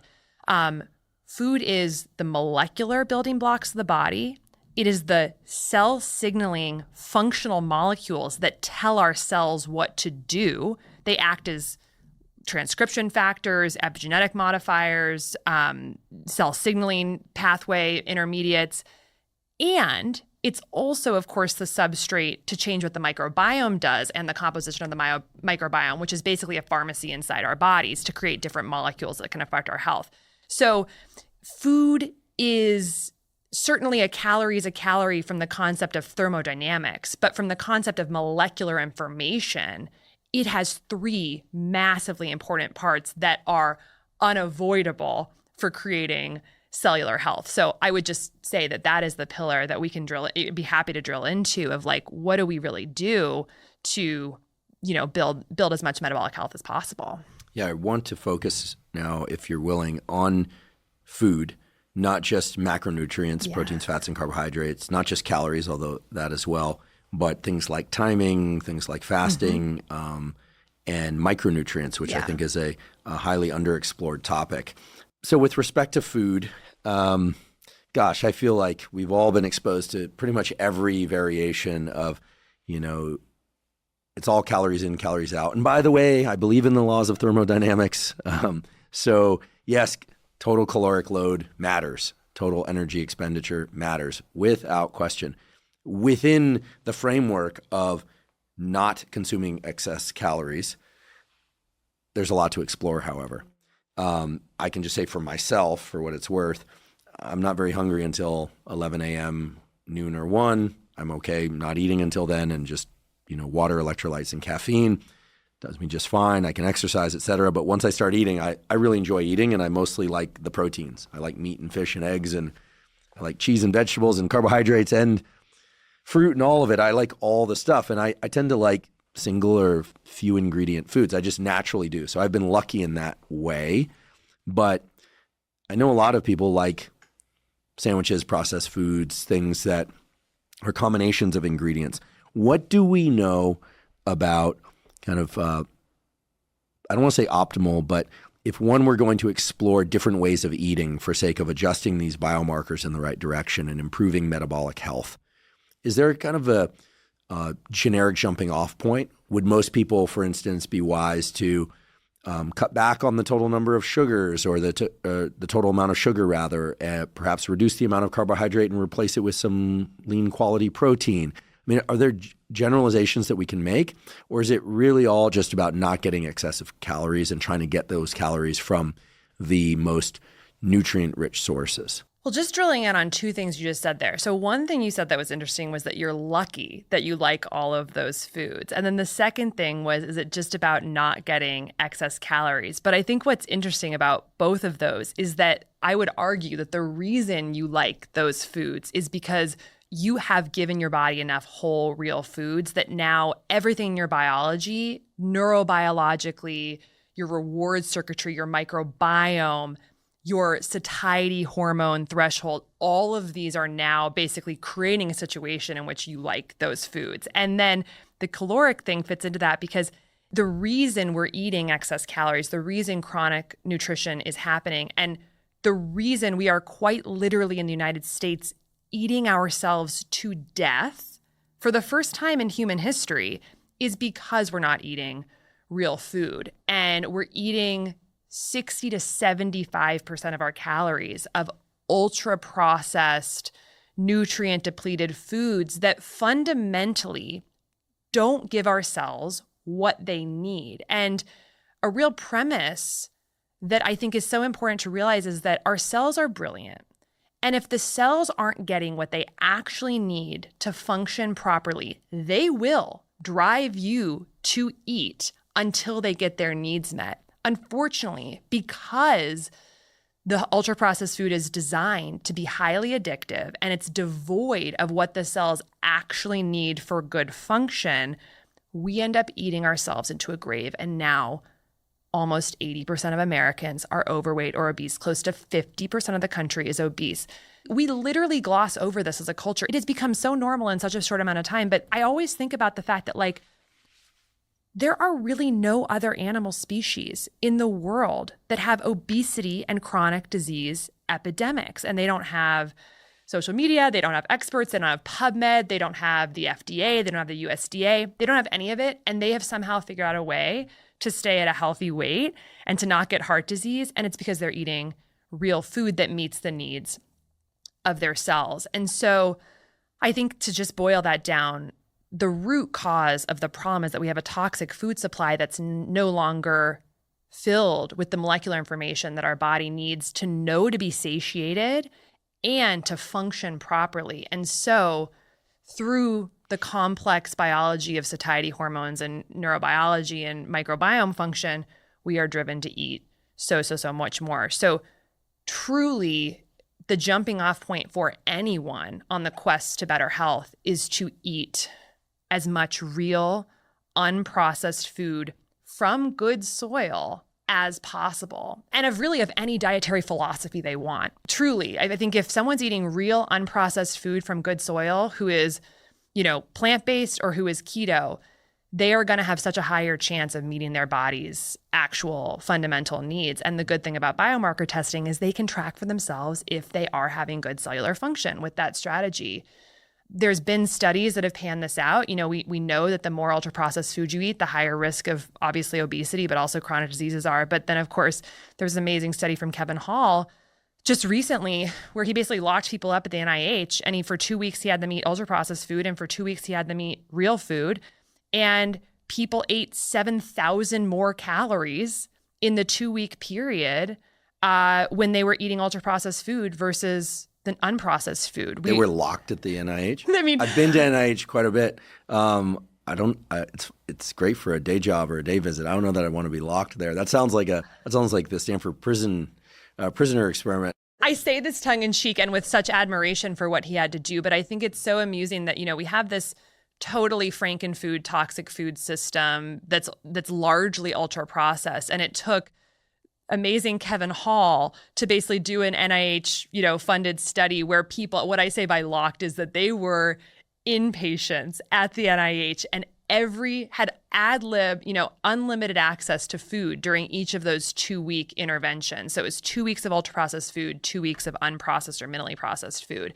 And they could eat whatever they wanted, as much as they wanted in both groups. And then they would weigh every single bite that was left on their trays. So they knew exactly how many calories they ate. And literally just giving people this ultra processed food, which is devoid of what our bodies need and therefore will drive people to eat more. They ate 500 calories more per day for a total of 7,000 calories more in that 2 weeks. And they gained about 2 pounds and then lost 2 pounds in the unprocessed group, which makes sense, of course, because a pound is about 3,500 calories. And so we have to do these kind of crazy studies just to prove what we kind of know is true, which is that this ultra processed food environment that's cropped up over the past 50 years is an experiment that has failed. It has failed. Close to 45% of kids are overweight or obese now. Like, it's not working. And that really is the root cause. So I think a lot of food is about quality and how do we actually really meet the needs of the cells so that our satiety hormones get secreted and we naturally stop eating. Because just telling people eat less calories but eat whatever you want, that just doesn't work. We have to inspire the body to not want to eat excess calories, which we do by stimulating satiety hormones, helping the microbiome support that process and then change our reward circuitry, which is done with the most nutrient-rich food we can possibly get. And that's why I mentioned the soil, because our food is drastically depleted of nutrients. So when we look at that 70 metric tons of food we're eating in the lifetime, it's just fascinating. That's the information for our body, what it's going to be built from, how it's going to function. Well, right now, 60 to 75% is ultra processed. So we slash the value because the ultra processing just slashes the nutrients. We slash the value of that 70 metric tons. And then we have crappy soil because our industrial agriculture system, which means the food in some cases has 70% less of key micronutrients in it. So that 70 metric tons, what's actually useful for our body becomes so much smaller. So what we want to do is basically expand the value of that substrate we're putting in the body. And that means real food, unprocessed, from good soil, meet the needs of the cells, naturally don't be hungry, maintain a healthy weight. And, something I talk about is that we could talk about nutrition, the biochemistry of nutrition all day, but in my review of sort of the biology and the biochemistry, there's 5 main things I think we can strive for in our food that can really help meet the needs of our cells. And when it really comes, there are obviously more things our body needs, but if we strive for these 5 things, we will ultimately, I think, eat a really healthy diet. And that is fiber, omega-3s, adequate healthy protein, a good amount of probiotics, and high antioxidant sources. And if we build our diet around knowing a few things in each of those categories that we really love and stock our kitchen with it and make our meals a mixing and matching of each of those components, and we get a good amount of those, we will give the body a lot of what it needs to have mitochondrial health, reduce chronic inflammation, reduce oxidative stress. It's interesting for me to take a step back from nutrition as it's typically presented and think about the brain, the hypothalamic circuitry that drives hunger and satiety and things like that, and to map that onto what I've heard, and I believe to be true based on my view of the literature, which is that we are largely, meaning these circuits in the brain make us largely amino acid foraging machines because we need those amino acids in order to carry out metabolic processes and reconstruct any tissues that need repair and recovery, not just from exercise, but just daily turnover, removal of waste, et cetera. So we're foraging for amino acids unconsciously. We're foraging for micronutrients. And of course, we need macronutrients. We need enough energy from proteins, fats, and carbohydrates, or some either combination of the three. I feel like I'm sort of in the dying category of omnivores, right? I'm neither, I'm not meat-based and I'm not plant-based. I'm in omnivores. I think most people are omnivores, actually. But omnivores aren't discussed quite as much as the other categories, at least not on social media. But that, we think of ourselves as getting hungry and wanting to eat. And I think eating the foods, some of them that I listed off before, like meat and fish and eggs and vegetables and fruits, and I do like starches like, rice, oatmeal, some pastas, some sourdough breads and things. I love butter. Who doesn't love butter?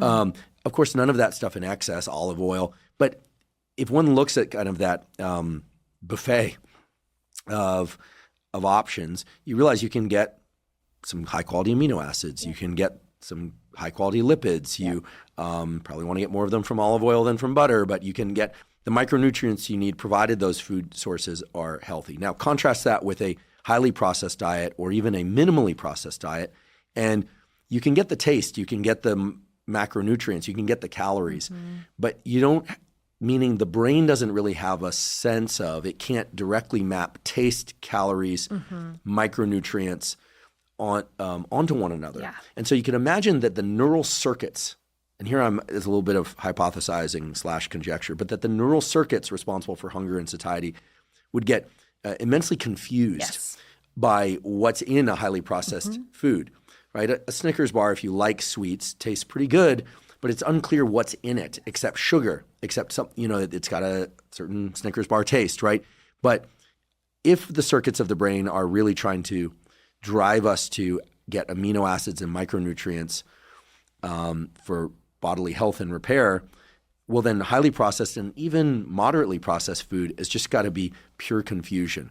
Sorry to go long here, but it reminds me of an idea I had once where, like, imagine if you took a pill that greatly increased the level of dopamine, norepinephrine, acetylcholine, and serotonin all at once. That's polypharmacology. And it might make you feel a certain way, maybe good, maybe bad, and then afterwards you'd probably have a bit of a crash as the drug wore off. No doubt you would. But let's say you wanted more of that feeling. You wouldn't really know what to go look for because you don't know what was in it because it's polypharmacology. So I feel like highly processed food is polypharmacology. Yes. Whereas when you are eating foods that create a more pure experience of micronutrients, amino acid content, calories, and taste, those four things map to one another, that intuitively we can start to understand, I like this food and it's good for me and this is enough of it, right? I don't know anyone who of reasonable size that eats like 4 ribeye steaks. They eat one. I mean, I'm sure there's some freaks out there that do that. But, one, even small piece of quality meat is very satiating. Yeah. You will self-regulate because the body, like every other animal in the world, is exquisitely designed to regulate hunger on a very intuitive level if we eat natural food. I think it's almost ridiculous to talk about calories in isolation because the reason we're eating more calories is because we're eating ultra-processed food. And so, but I love what you just said, Andrew, about the brain and the polypharmacy. I think that literally I've never heard that said. And I think it's like processed food is like polypharmacy of food. It is the definition of processed food, which I know you talked about with Rob Lustig, the NOVA 4 criteria is literally it's breaking down foods into these constituent parts that were never meant to be separated from each other, like the endosperm of a wheat kernel separate from the bran and the germ. And then take that and like a little science experiment, pair it up with all these other individual components and synthetic chemicals that are made in a factory and put them together to create this thing that the body, I truly think our insatiable hunger, again, we're eating ourselves to death in the United States. That's the reality. Our insatiable hunger and our chronic disease epidemic fundamentally is a lot of, it's mass cellular confusion. And when you think about what chronic inflammation is biochemical fear. on the cellular level. Well, when you put this stuff into the body that's never seen before, obviously that's going to generate some confusion. And, you could trace that back to what that really means with leaky gut and, all the sorts of the real physiology of that. But there's a wonderful book that is called The End of Cravings by Mark Schatzer. He also wrote The Dorito Effect, but he talks a little bit about what you're talking about, which is this idea that processed food is actually the ultimate sort of food based variable reward. So in the way that things that, I'm speaking expert here, but things that the body can't predict what the outcome is going to be are going to kind of get you in that dopamine motivation pathway. And that's actually what processed food is doing, is it's every time we eat a different, we think we're eating a tortilla, but it's like completely different than all the other weird tortillas, ultra-processed tortillas on the shelf. So every time we eat tortilla, and our brain is this incredible prediction machine. And as it's coming towards our mouth, we're predicting what the load is going to be, but we have no idea. Is it a Coke Zero? Is it a Diet Coke with aspartame? Is it a regular Coke? It all tastes the same, but the nutrients that hit our gut are totally different. So we end up actually triggering the motivation pathways because of processed food representing a variable reward. Whereas every time you eat a ribeye, your body's pretty much getting a similar thing each time. And so the prediction matching is going to be more conducive to getting off the motivation treadmill for more, which I think is so fascinating. But I think backing up a little bit, one concept I have for food that really helps me is really thinking about the body's always trying to help me be satiated and trying to help reduce my cravings. I literally just have to give the body what it needs. I have to stimulate the body in a way that it will serve me in giving me satiety hormones to basically regulate my hunger. And again, with visuals, I think it's so helpful. I think about these cells lining our small intestine that literally have nutrient sensors, and literal receptors on the cell membrane in the luminal side of the gut that's facing all the food that are just sitting there waiting to bind with these things in our food that will stimulate the cell to make the satiety hormone that effortlessly makes us not hungry, gets rid of that grip of attachment to cravings that all of us are so plagued by. And I think, we have this intense conversation happening in society right now about GLP-1 analogs and Ozempic and Mounjaro and all these things, GLP-1 agonists. But we rarely talk about the fact that we have nutrient sensing cells of the gut, the L cells of the gut, that when stimulated appropriately will make GLP-1. And when stimulated the way they want to be, will secrete hordes of GLP-1 for us. And so how do we actually think about just literally giving the body what it needs to stimulate the satiety hormones? And the processed foods aren't giving us those things. The things that are gonna stimulate those cells. Well, the things that will, this is kind of fascinating if you don't mind going down a little road. No, of talking please, about, yeah. please. With the GLP-1 conversation, I feel so missing from the conversation is the idea that from a first principles perspective, there's 3 ways our body could make more GLP-1. We make more cells that make it, L cells of the gut. Each of those cells makes more GLP-1. And importantly, we can also inhibit the inactivator of GLP-1, which is an enzyme called DPP-4. So GLP-1 actually gets rapidly degraded by DPP-4 in the body. So if we can figure out how to inhibit DPP-4, we can raise our GLP-1 levels. What is DPP-4? It's an enzyme that breaks down GLP-1 Thanks. rapidly. Yeah, I think you said that and I missed it. It's I apologize. so fascinating. Okay. And so how often have you seen in the headlines, here's some strategies to inhibit your DPP-4? Never, because Ozempic is on track to be the highest grossing med in human history. And just like we talked about in the beginning of the episode, the whole industry, this $4 trillion healthcare industry, is desperate for us to not understand how to do the things that drugs could do for us. So when we look at those 3 first principles approaches of how do we make more L cells, get them to produce more GLP-1 from each L cell, and then inhibit the breakdown through the inhibition of DPP-4, for the first one, we know that short-chain fatty acids, which of course are the byproduct of microbial fermentation of fiber in the diet, stimulates the differentiation of more L cells in the gut. So more short-chain fatty acids, more L cells. Can we translate that into support the gut microbiome? Eat more fiber. Eat more fiber. And we had Justin Sonnenberg from Stanford on, a world expert in gut microbiome, and he was a big proponent of based on work he's done with Chris Gardner and others at Stanford, so happens, of ingesting 1 to 3 servings of low sugar fermented foods each day. Things like sauerkraut, kimchi. Again, low sugar variety is probably best. Not Kefir. kombucha. Maybe not. You said not kombucha? Yeah, because that's going to be like the highest sugar of the fermented foods, which people often go to, but and now often that's costly become soda. Too. And pretty costly. The sauerkrauts, you can actually make your own sauerkraut. Tim Ferriss had a great recipe for this in The 4-Hour Chef. You have to be careful because that you can create some unhealthy ferment. You have to do it the way he describes. So check out the recipe; it's online, or you can buy sauerkraut and the brines. Drinking the brine off the sauerkraut or off seems to be good for the gut. That's such a great point, which is that ultimately we want the short chain fatty acids, which is the medicine that the microbiome are making for us through the microbial fermentation process. And we can basically do that in 3 ways. One is we can eat more fiber, which is prebiotics. We can also eat more polyphenols because we're now learning that the microbiome actually they ferment polyphenols which is basically, you'll find those in colorful fruits and vegetables, spices, teas, cocoa, things like that. So fermentation of polyphenols and fiber to short chain fatty acids, which then we absorb. And then, like you just said, in a fermented food, the bacteria in that food will be making short chain fatty acids by fermenting the food in there. And then if we drink that, we're getting the short chain fatty acids directly. So that's the kimchi, sauerkraut, Greek yogurt, kvass, which I'm obsessed with, which is like low sugar kombucha. It's like made with fermenting beets, basically. That's good stuff. It's such good stuff. Miso, natto. So that's one. That has been shown to differentiate more L cells in the gut.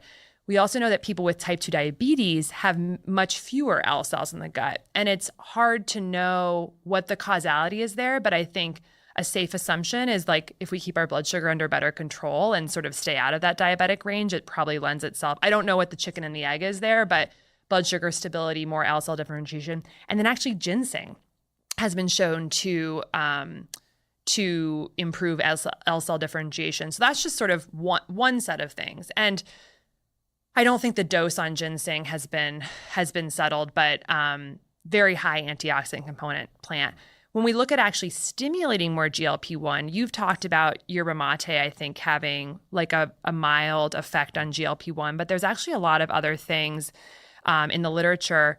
Protein, of course, very potently stimulates these nutrient receptor cells, and specifically like valine and glutamine seem to have a potent stimulatory effect on GLP-1. So you're going to find that in like meat and turkey and eggs and things like that. What are your thoughts on supplementing L-glutamine? It's controversial. I know that some people do it in an effort to relieve leaky gut, but but there aren't any randomized control trials for that. So the depending on one's stance on what's required for kind of a threshold for adopting something, some people say that's crazy. Other people really swear by supplementing L-glutamine. Maybe it's through this route of increasing L cells that some of the gut relief might exist. Well, I guess we'd have to explore it. So that's speculative, folks. So this is interesting. These are ways to increase the cells that then make GLP-1. So fiber, prebiotic, probiotic, fiber, and fermented foods. Antioxidants, lowering blood sugar, ginseng. So those are kind of the L cell ones.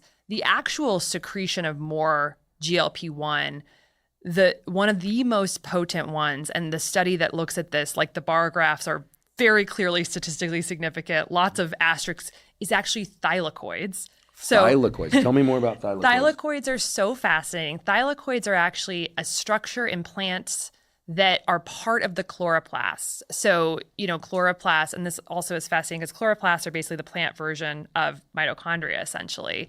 And thylakoids are a molecule in the chloroplast. And there's actually been research that shows that when you eat about 100 grams of spinach, which gives you 5 grams of straight thylakoid over 12 weeks daily, it led to a significant increase in GLP-1. And again, I don't remember the exact, it was 2 or 3-fold higher secretion.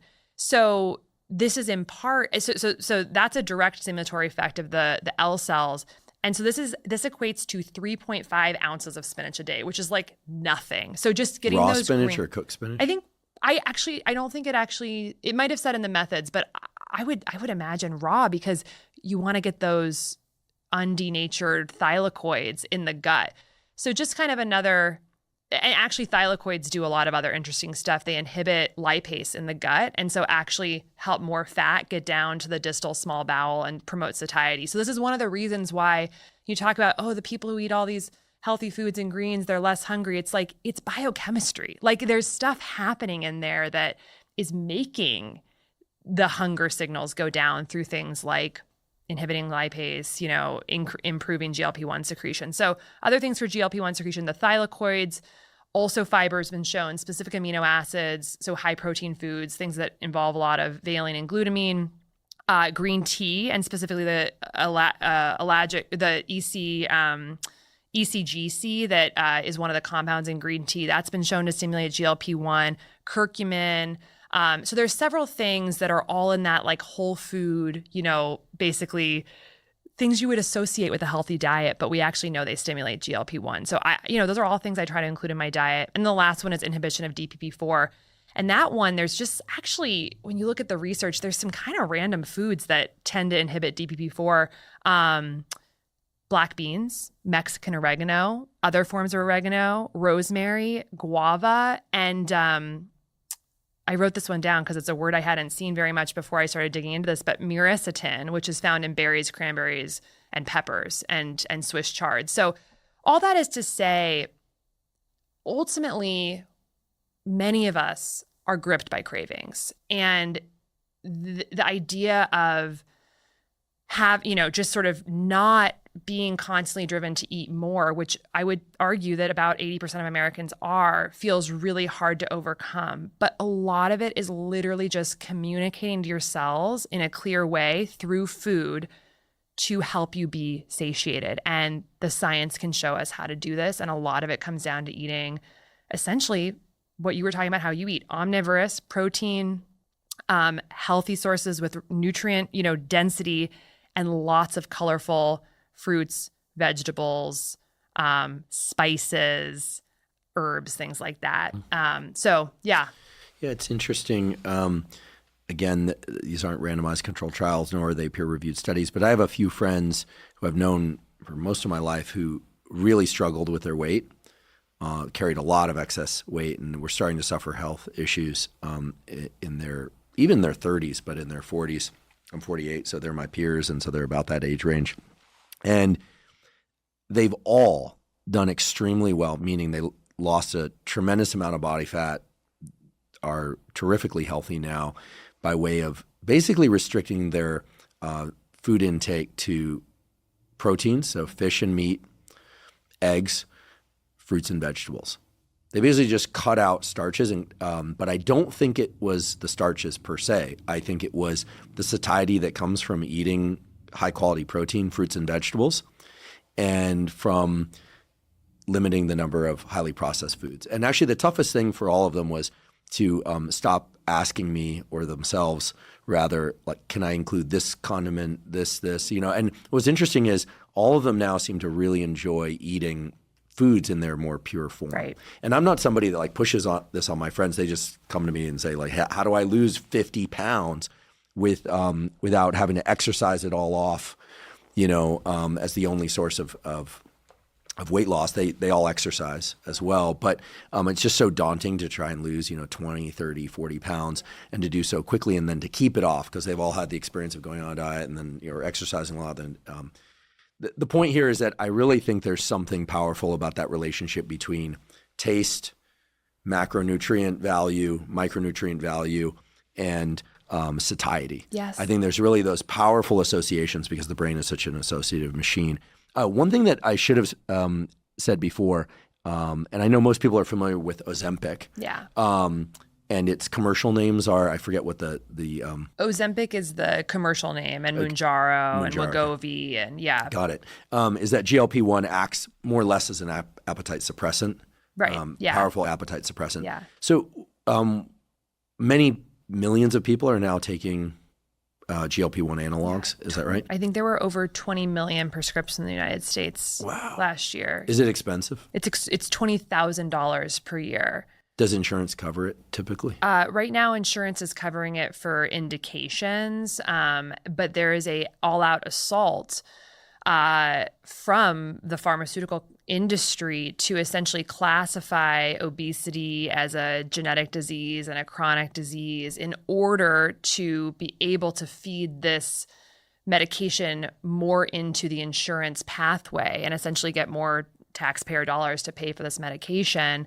And it is extremely expensive, and it's on track to be the highest grossing medication in human history because it's now being recommended for people with obesity, type 2 diabetes, and then the American Academy of Pediatrics recently has talked about giving this to children as young as 12 as part of the first line for overweight. And, I think really it's such a travesty based on the conversation we've had, because what Ozempic does not do in any way, shape, or form is impact the toxic environment that we're living in that's hurting our mitochondria. Losing weight is different than improving mitochondrial function. And mitochondrial dysfunction is the root cause of basically every chronic illness and symptom that's torturing American lives today. And so in many ways, it represents like the ultimate Band-Aid for an environment that is not changing. And when you think about what we could do with $20,000 per year, and it's a weekly injection. So people will say, well, per person, like, oh, and it's a medication that is intended to be taken for life, because when people come off this medication, many people are gaining back all of the weight or even more weight afterwards. And then there's been conversations, Peter Attia's weighed in on this, about loss in lean mass.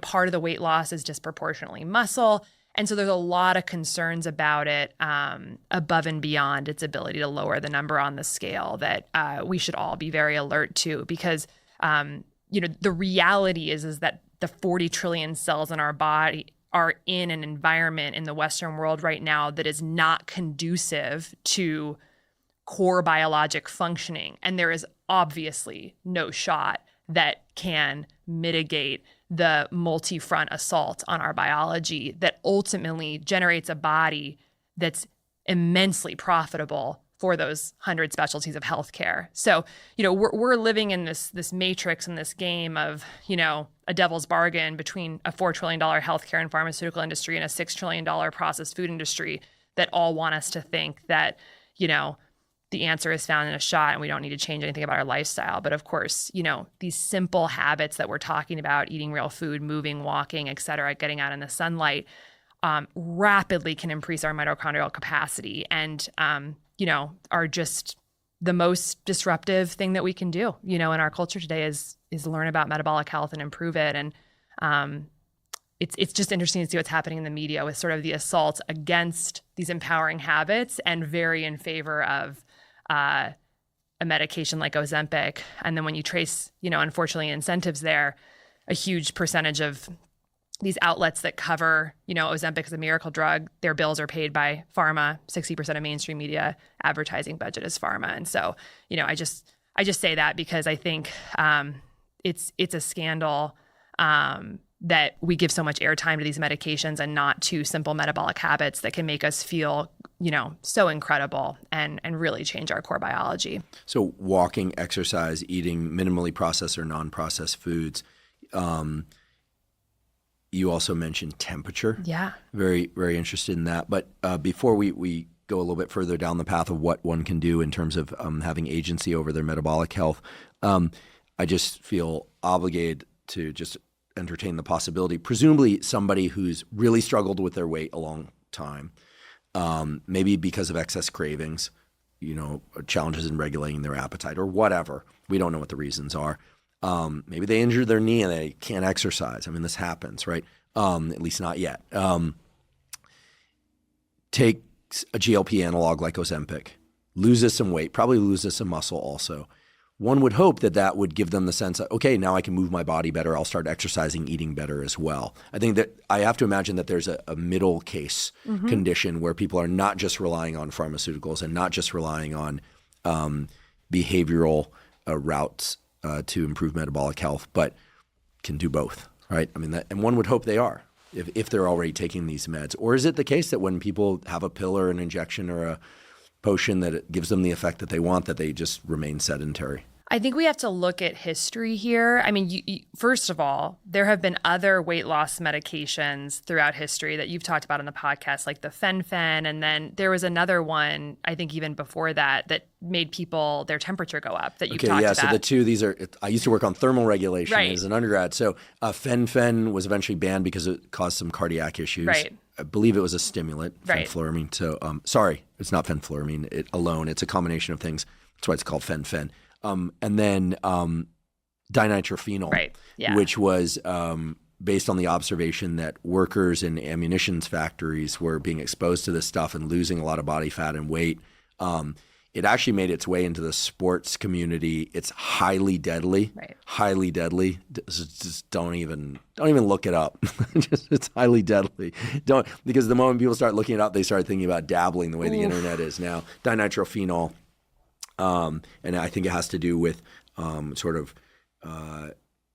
processing of mitochondria. I think this is happening in the electron chains in mitochondria. So anyway, or free electron. Look it up. Yeah. Excuse me. The bottom line here is that there have been plenty of drugs, mostly stimulants, used to help people lose weight. And or that have acted directly on the mitochondria. It has not worked out well historically. Right. It just hasn't. And I think that I'm not just going to lump, it's a different mechanism, so I don't want to lump it in with past weight loss drugs. However, if you look at the trends throughout history, the medicalization and pharmacology towards chronic issues has been an abject failure. I don't know of, and I'm sure people can correct in the comments, but of a single chronic condition for which the explosion of the pill to treat and manage that condition has lessened the rates of that condition. The more SSRIs you prescribe, the more depression we have. The more metformin we prescribe, the more type 2 diabetes rates are going up. The more Ozempic is being prescribed, obesity is going up. This is on Wall Street. This is on track to be a blockbuster drug, and they're not assuming the rates of obesity are going to go down. That wouldn't actually make sense for the business model. I mean, these are being talked about at the JP Morgan healthcare conferences. Do you think they're thinking that this is going to plummet? No, I can't think of very many chronic conditions for which the explosion of the medication has reduced the frequency of the disease. That's really something to think about. And the reason is because of exactly what we started this conversation with. They're not actually truly impacting or healing the root cause physiology. In some cases, they're worsening that root cause physiology, like they are inducing oxidative stress. They may help with the symptomatic management, but not actually reducing that trifecta that we talked about in the beginning. And so why do we have reason to believe that medicalizing obesity and not actually getting at the root cause, which has to be impacted by multimodal gentle nudges in our daily life habits and environment, that's actually going to reduce the rates of the condition? So no, that's very helpful. Okay, so I'll then return to the other question about temperature. What are some things that we can do with temperature? And by the way, as I do this, I can't resist any longer. Casey, Dr. Means brought me this jar of blueberries. People that know me know that I'm a drive-by blueberry eater. So if there's blueberries out on a table, I'm going to take some. I've never eaten during a podcast, but I'm going to now. So I'll try and chew quietly. Do you want some? Sure. Okay. I love blueberries. And no, I don't eat them one by one. So I'm going to try and eat them quietly. So we'll keep them here in the middle for the time being. And I'm going to eat them by the handful just because I got hungry. And you mentioned berries earlier, and it triggered a neural circuit for me. So what about temperature? People that know me, or even that just listen to the podcast, know that I like the cold shower thing, cold plunge thing. I don't do it every day.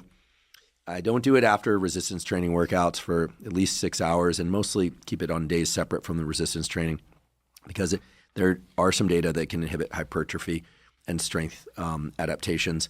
But I like it. It feels good. I feel great afterwards for many hours.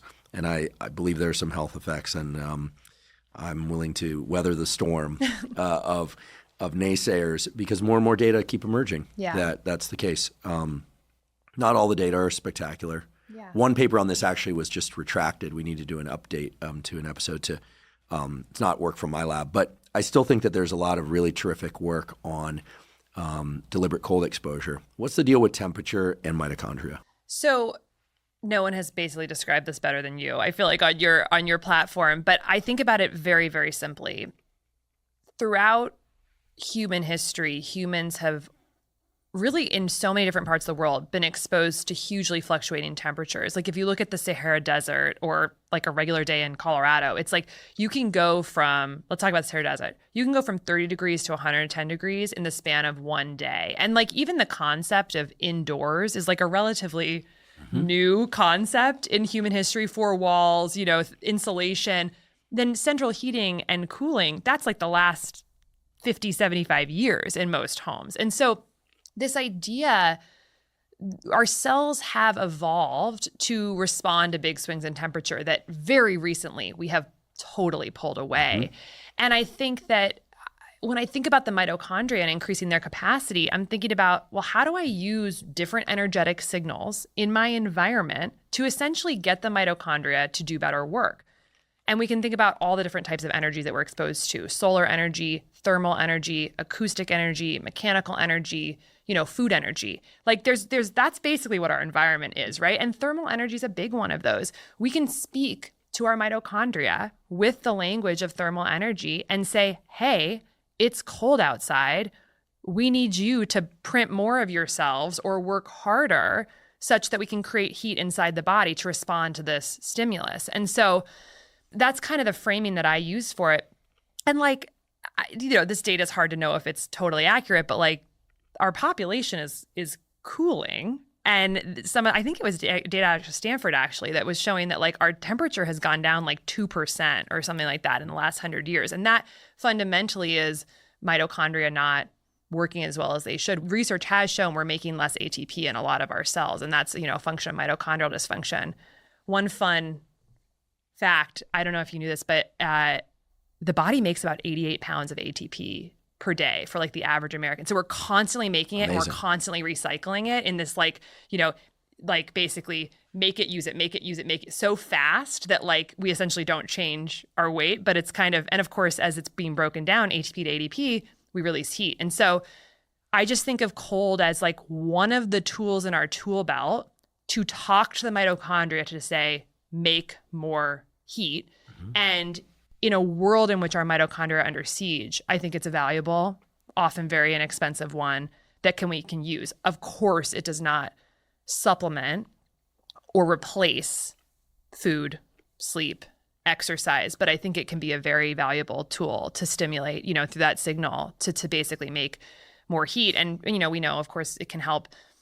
And the data, is mixed, but like increase brown fat, which is like mitochondrial dense fat, and have it do more work and whatnot. So ultimately brown fat is mitochondrial dense fat, and we want to, help promote that. So that's how I use cold. And then on the heat side, just fascinating how that's kind of acting to help metabolic health through the activation of the heat stalk proteins, some of which have, the ability to upregulate antioxidant defense systems and quell some of that wildfire that we talked about that can hurt our mitochondria. So I put them lesser on my list, but, because we can't avoid the food and, the sleep and the movement, but I think it's a great tool that we can use.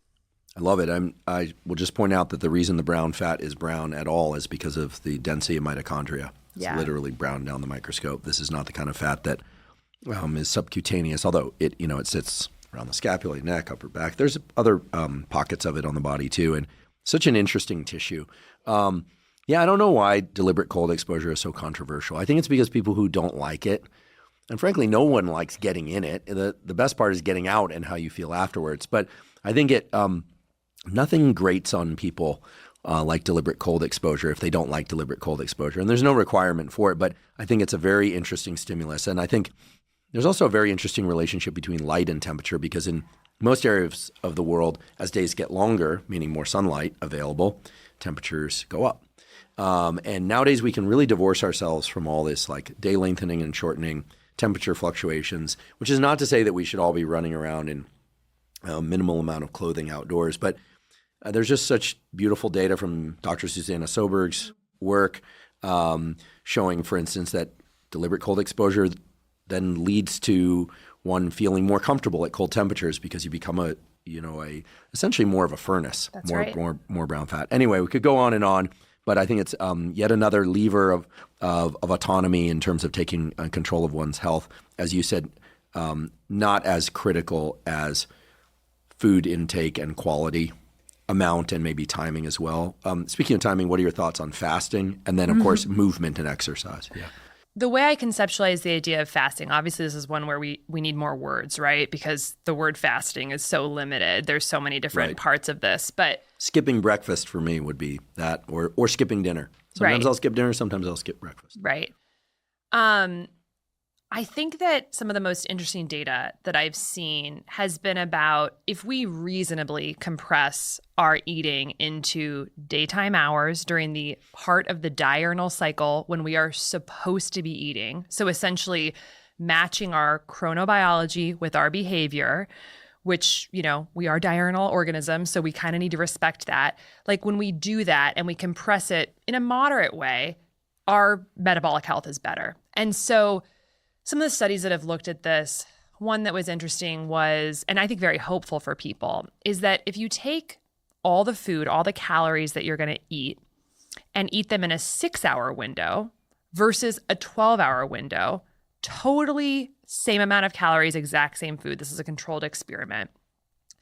People who eat the same amount of calories in a 6-hour period are going to have much lower, statistically significantly lower glucose, 24-hour glucose and insulin levels compared to people who just space it out over the course of a 12-hour period. And it makes sense because if you're spacing that food out over the course of 12 hours, that is a different biochemical milieu in your body throughout the day. It's kind of similar to the walking. It's like you are then stimulating insulin several more times. You are exposing the bloodstream to insulin and glucose just more throughout the day, and giving the bloodstream less of an opportunity to sort of be clear from that glucose and that insulin. And so compressing our eating window seems to be helpful for metabolic health. And it's a bang for your buck, right? Like you can eat the same amount of food. You just have to eat in a shorter period of time. So for people who want to eat, a lot, maybe just consider compressing it into daytime hours, 6 to 8 hour window. Yeah, for me, 6 is tough. The one meal per day thing is tough. I have friends like Lex Friedman that do the 1 meal per day thing. I end up eating so much food at that meal that I experience a lot of kind of like mechanical distress. And it's typically later in the day. I think an 8 to 10 hour window has worked well for me most days. I know as soon as we talk about intermittent fasting, which is or time restricted feeding, same thing, which is what we're talking about right now. So I'm sure somebody's going to call up there's been a study that's been circulating about a massive increase in cardiovascular risk in people doing intermittent fasting, in particular the 6-hour feeding window. I just want to point out, worst study. As far as I know, I could be wrong, but as far as I know, that study is still in abstract form. It's not yet peer reviewed. Yeah. It's like the fact that studies that haven't been peer reviewed aren't even close to being peer reviewed are being like put out there as news stories is really problematic because I can tell you as somebody who sat on the editorial boards of many journals for many years, I still sit on a few, reviewed countless papers, I've submitted and had to deal with reviews on countless papers. The fact of the matter is, like, until the reviews are done, the revisions are made, like that paper may never see the light of day, and it may end up in a journal that is barely worthy of a placemat. It might end up in a high-tier, high-quality journal, but it might not. So just because there was, quote-unquote, a study done means very little, but it means especially little, maybe nothing until it's peer-reviewed. Absolutely. And the methods were very poor in that study. It was a recall-based study, I think, for 2 days of recall of people's diets, which is notoriously very bad in terms of accuracy. So yeah, and I think I'm not in any way suggesting that a 6-hour window is the optimal window. I'm just sharing the data that suggests that compressing the window seems to have a favorable effect. And I certainly don't do 6 hours. But I think when you look at what the average American is doing, which is the average American has 11 eating events per day, and 50% of Americans eat over a 15-hour window per day.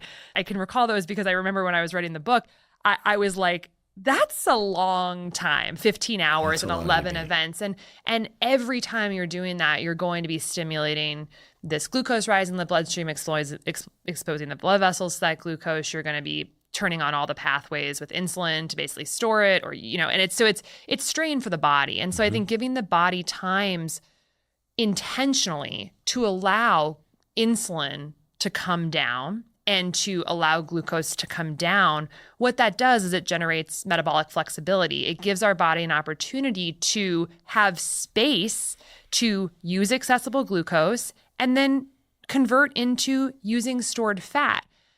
And that ultimately is metabolic flexibility, the ability for the body, giving the body opportunities to use glucose, but then have times when there's not high glucose and insulin around to actually get into the fat stores. And I think one of the reasons why we have such a massive overweight and obesity, rates in the country is because with the culture of eating right now, 11 eating events per day, eating over the course of 15 hours per day, I would imagine the average American body is rarely, if ever, tapping into their fat stores for energy in a meaningful way, because we always have glucose available to the body. If you think about, again, the stats about ultra-processed food, about 70% of the items on the shelves in the grocery store are ultra-processed food, and those ultra-processed foods are built on refined added sugars and refined added grains.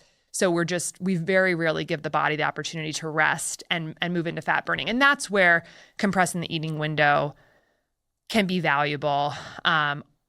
Obviously, people have talked about this before, but fasting can be a stressor for the body, especially if your body's not used to using fat for energy. And so it's something to ease into and go slow. But I think if you're slowing down enough to really hear what your body's signal are saying, you can kind of know whether I think your fasting is working for you or not. I can tell if I've got too many other things going on, I haven't slept well, a lot of stress, I can tell that fasting's kind of making me jittery and not feel good, versus if I have good capacity, I can feel that it's actually making me feel really incredible. And so tune in with your body, obviously. And, you can check your biomarkers. If you have a CGM on, you can see what's happening in your glucose. If you have a ketone monitor, you can see what's happening in your ketones and really actually track, which I think makes fasting actually even more fun. I'll mention one other piece of data that I think is actually really kind of fun as well with timing of eating. There was a study that looked at people who ate the exact same meal at 9:30 a.m. or 8:30 p.m., so basically after dark, essentially in the part of the diurnal phase when we probably shouldn't be eating, versus early in the morning, 9:30. And the glucose and insulin responses for the same meal at 8:30 p.m. were significantly higher than when eating at 9:30 a.m. And so again, bang for your buck, it appears that eating in that earlier part of the day when we're active and our chronobiology is set up for metabolism and activity, we have a lower glucose and insulin response. There's also some evidence that melatonin, which is secreted, as we get closer to sleep, has somewhat of an effect on impairing our insulin sensitivity transiently. And so we may actually just be not absorbing the glucose from those meals effectively later at night. So I tend to kind of move a little bit more low carb, I would say, throughout the day based on that data and what I've seen on my continuous glucose monitor, basically just higher spikes for the same meal later in the day. So why not just kind of move it up earlier? Very interesting. Something I'll definitely try. I tend to push my carbohydrates to a little bit later in the day for sake of sleep. Mm-hmm. Unless, of course, I've done resistance training, which I do I aim to do 3 times a week. And post-resistance training, I try and get some starchy carbohydrate in me. Just to replenish glycogen. And that's then tends to reduce my carbohydrate craving later in the day. I love bread and butter, bread and olive oil, pastas. And the other day I found this Argentine place, and I love the steaks there, but they had gnocchi that it took everything I had, every neural circuit that releases GABA inhibition in my brain to not order 3 of those orders. Good? It was so good. But you can walk after the gnocchi. Oh, yeah, sure. I'll allow myself to do those things. I'm not super restricted, but again, I tend to eat high-quality foods. By the way, these blueberries are amazing. And you figure out where you got those because they're just tangy enough. I'm doing everything I can to just not take the jar and funnel them into my mouth. I think, if we're looking at blood sugar, blood glucose, and insulin, And as long as we're talking about that, I did use a levels tracker, and yeah, full disclosure, they're a sponsor of the podcast regularly, and I learned a ton. I'll tell you what I learned. I learned that indeed my blood sugar goes up after I eat. That certain foods, although the foods that did this surprised me, certain foods tend to spike my blood sugar quite a bit. Grapes, that shouldn't be surprising. Food order was very powerful for me. I know that the data on food order are a little bit mixed and it's controversial, but I like to eat like the French. I like some soup, then I like my entree, and I like the salad at the end. That turned out to have the steadiest and lowest rise in blood glucose for me, and then across time. I also found that I love hot sauna. I go so hot with the sauna that I've been accused by Rogan and other people I'm going to turn myself into a brisket. But after the sauna, my blood sugar spikes, presumably because I'm a bit dehydrated and it's the concentration of blood glucose. Is that possible? Does that make sense? It does make sense, but also the heat can affect the accuracy of the sensor itself. Okay. So that could be it too. But yeah, basically what it allowed me to do is make a few adjustments in terms of foods that I eliminated or eat less of, food ordering within a meal. And I find that I'm very susceptible to, if I don't include enough fat, dietary fat in the meal, then my blood glucose spikes, even if it's just like tuna, right? But by including olive oil and other things, it really blunts it. And of course, here we're doing correlative anecdata. But for me, I felt far better when I included a bit more fat and when the food order was adjusted the way I mentioned before. Always including a little bit of fiber really helped. And that makes sense, right? Slow the absorption of the food, presumably. So I found that it was a very valuable experiment for me. Again, this isn't an advertisement. It just so happens I did this and really benefited from it. What are some other things that one can learn from continuous monitoring of blood glucose? What are some things to watch for that might signal a problem? And what are some fun things that one could do to explore and experiment? Because I like to explore and experiment. Yeah.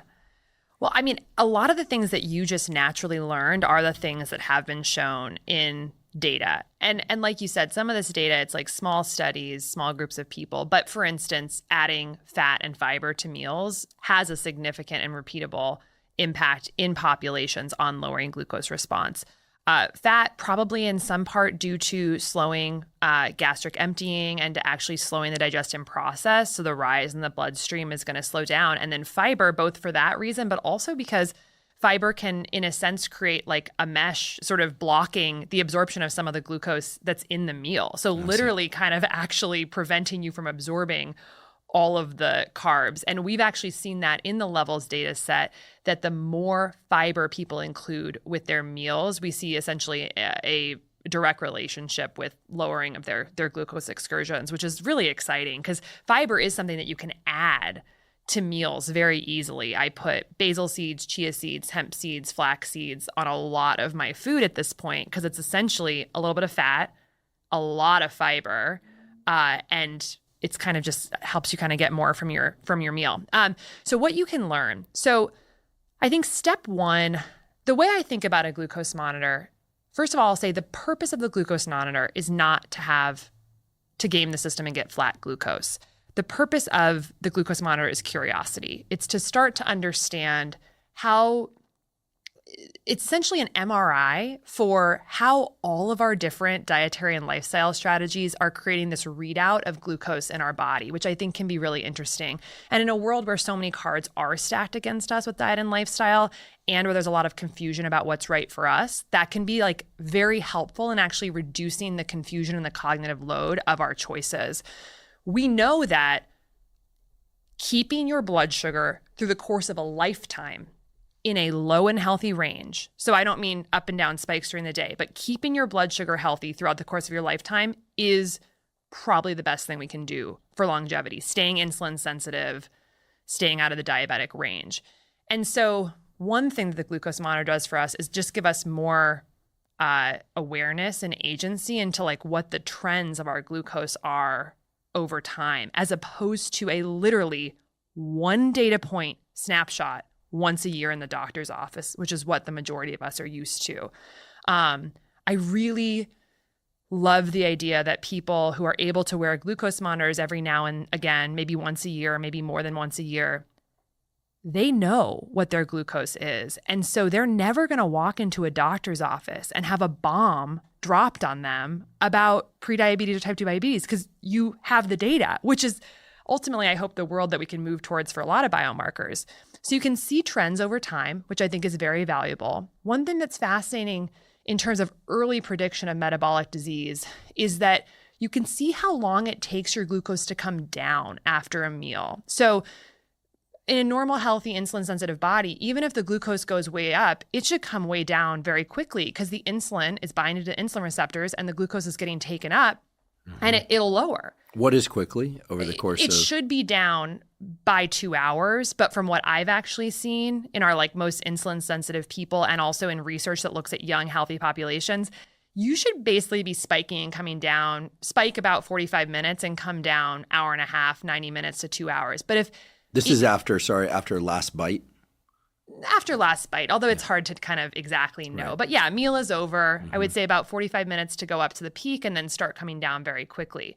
Now, if you start to see that glucose is going up and then trailing very slowly back down to normal, maybe taking more than 2 hours, 3 hours, that is going to be one of those early indicators of potential insulin resistance. Your body's not clearing the glucose, but that's not a metric that we use in standard practice at all. And I've actually seen myself very insulin sensitive. My insulin is 2.5. And, if I don't sleep and I am stressed and I have been sitting, my glucose will take way longer to come down. I have become transiently insulin resistant. So I think that's just fascinating to see that. So looking what that ultimately, the metric that we call that is area under the curve. You want a low area under the curve, AUC, after a glucose spike. So you want to spike and come down quickly. That's going to be, if you shade the area under the curve, it's a small amount. If you go up and then trail off for 2 to 3 hours, that's going to be a lot of shading under that curve. And high AUC is associated with insulin resistance, basically. Another thing that you can see is essentially glycemic variability. And glycemic variability, GV, is a metric of how spiky your curves are.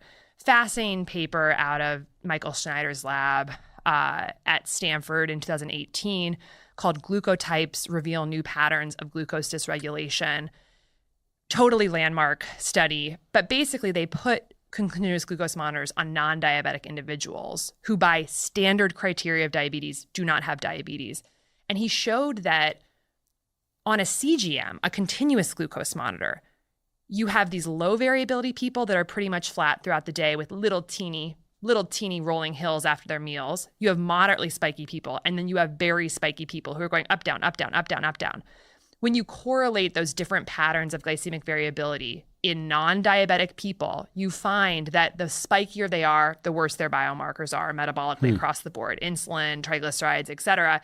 So basically, they're showing signs through variability of underlying dysfunction that you would never know from a standard test. Those are the people who I imagine are probably going to go on to develop diseases. And yet, based on standard criteria, their doctor's telling them that they're fine, that they're all the same.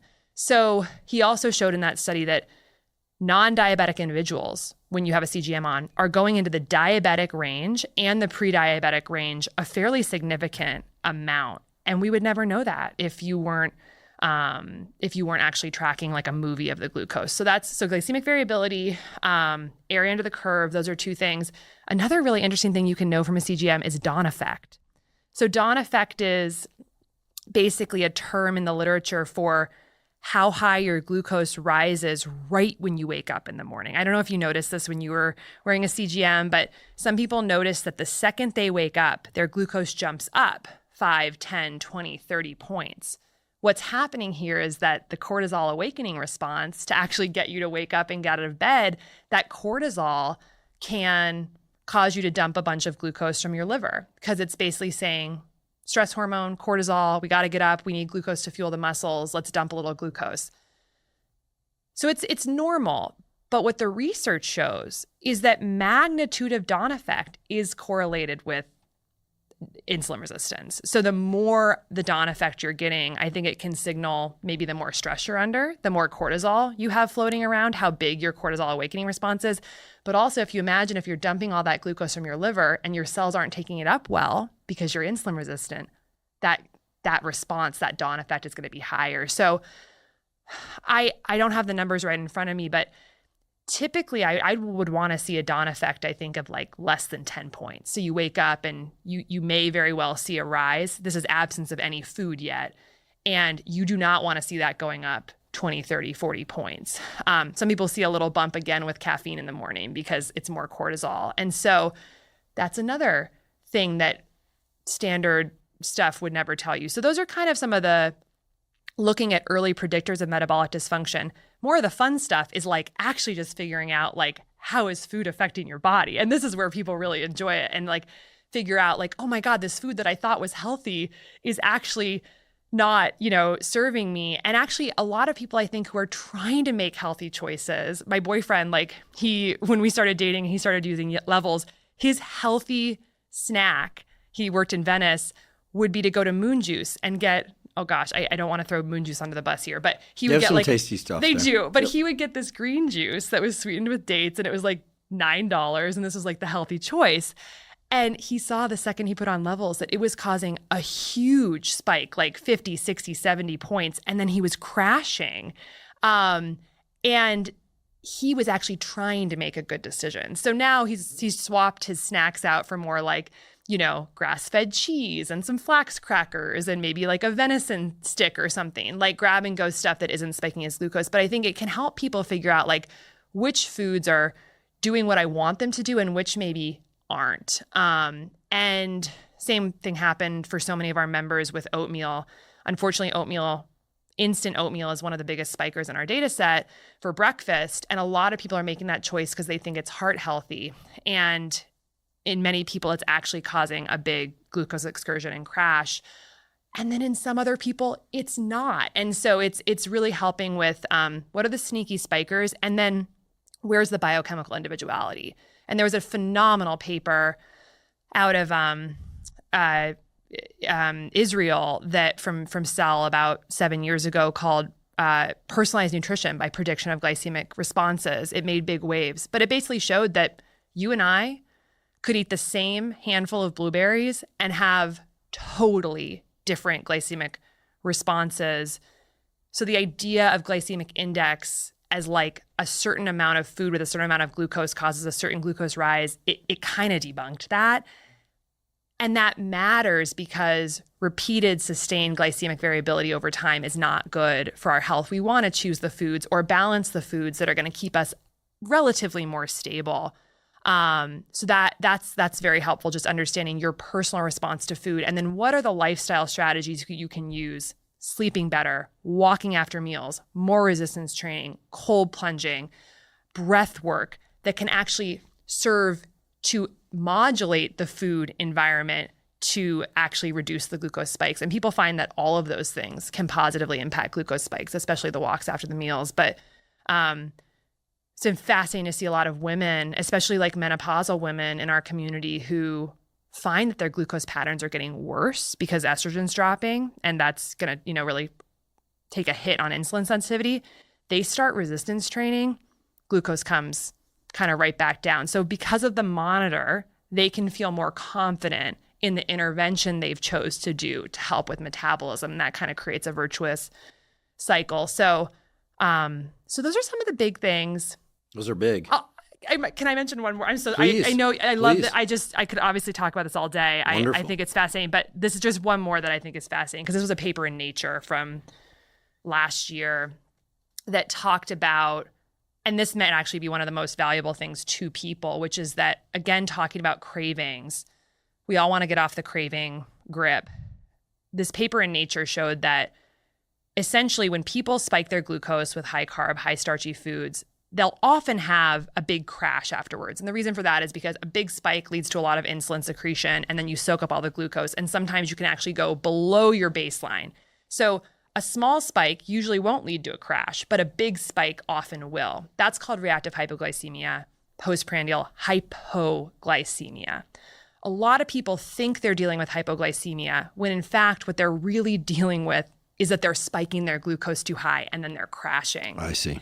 And the paper showed that the extent of post-meal dips, the crash after the spike, was predictive of 24-hour energy intake and cravings for carbohydrates.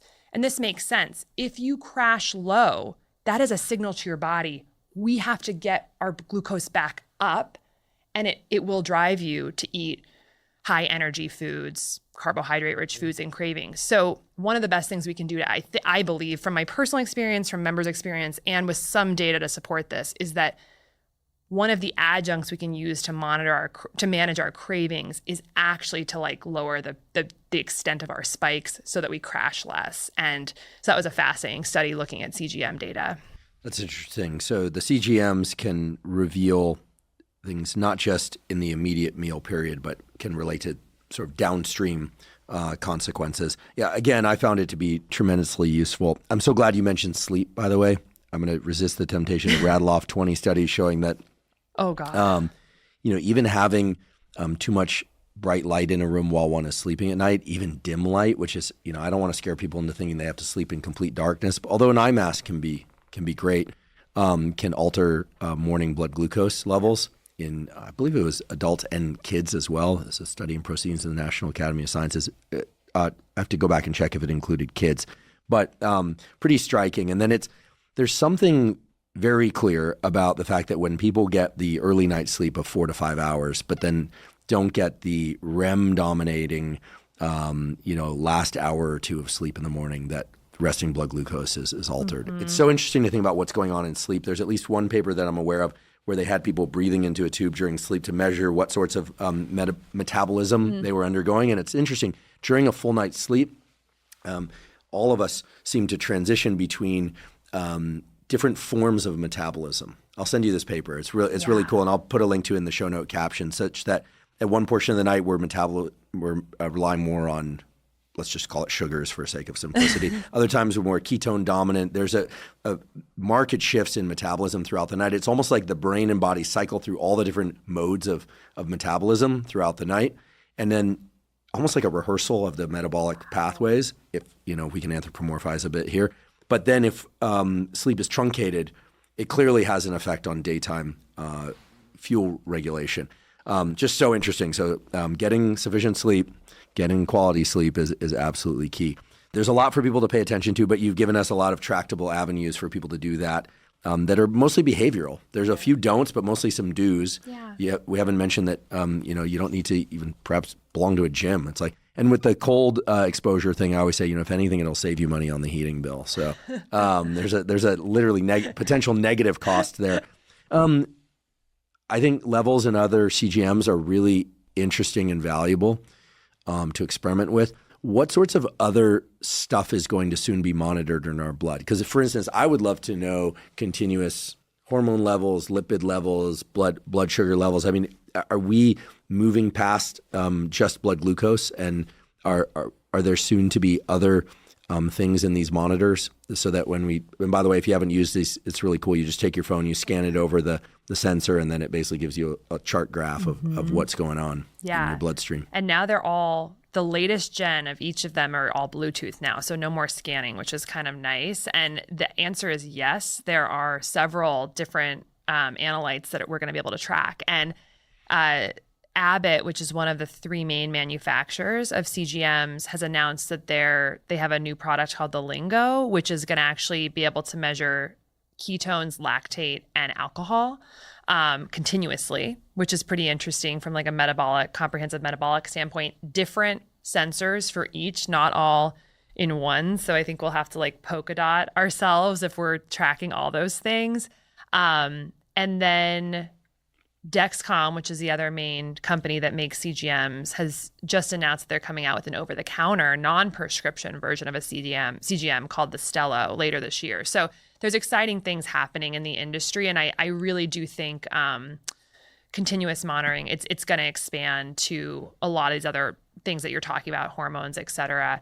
And I mean, it really needs to. I think that snapshots of a dynamic system are just never going to really be able to give us a full picture on what's going on. And What we really want to be able to do to dig our way out of this healthcare crisis, I think, is empowerment individually and understanding how this rapidly changing environment is affecting our own biology, so we can make the targeted choices to hopefully change the environment to be more conducive to cellular health. And continuous monitoring is a closed loop biofeedback that can help us with that decision making and essentially predict failure of the system rather than wait for failure of the system before we do something about it. So yeah, I think lots coming down the pipeline.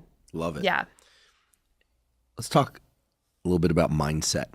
This is a really interesting topic that you include in your book. We've had guests come on and talk about growth mindset. Stress can be enhancing mindset. I'm big on mindset because I'm interested in how our cognitive reframing or cognitive framing can just change the way our biology works, and vice versa, of course. But you talk about mindset in a certain context, and one of the favorite passages around that I really enjoyed was the relationship between kind of like trying to control everything and nature, you know, like and how getting into nature itself can be valuable for us. So maybe touch a little bit on mindset, if you will, and what are your thoughts on nature, literally getting out of doors? Yeah. So I think that mindset, and more broadly than mindset, I think psychology and our relationship specifically with fear and control, I think they're probably the most under-recognized thing that is impacting the metabolic health crisis, the chronic disease epidemic. There has been data that's looked into this. We know that there's studies showing that loneliness impacts mitochondrial function, and that loneliness is a risk factor and stress is a risk factor in these things. And something really fascinating actually with the CGM data is that many people who wear a CGM, I don't know if you saw this, but when you feel stressed, it actually has a diabetogenic effect. It literally causes our blood sugar to go up when we feel stress. And that can be a fascinating unlock for people to realize, I kind of feel like I'm okay right now, but my body is telling me something different. It's telling me that biochemically, I'm actually releasing energy stores from my liver, glucose, to fight some threat that, I wasn't really aware of. So we definitely understand there's this link here, but it's certainly not made its way into clinical practice. So the way I think about it is that what we know about the cells, and especially the mitochondria, is that the mitochondria are more than the powerhouse of the cell. They actually are a part of the cell that is constantly tracking resources and threats and are basically modulating energy resources based on that. And the threats can be anything. They can be a virus, and this is all coordinated through this thing called the cell danger response. It can be a virus, it can be a toxin in the environment, it can be lack of micronutrients for the electron transport chain that it needs to do its function. It can also be psychological threats because, of course, our psychological milieu translates through nerves and hormones and neurotransmitters and our microbiome to affect our cellular biology throughout our whole body. Our cells hear every single thought that we're thinking through biochemistry.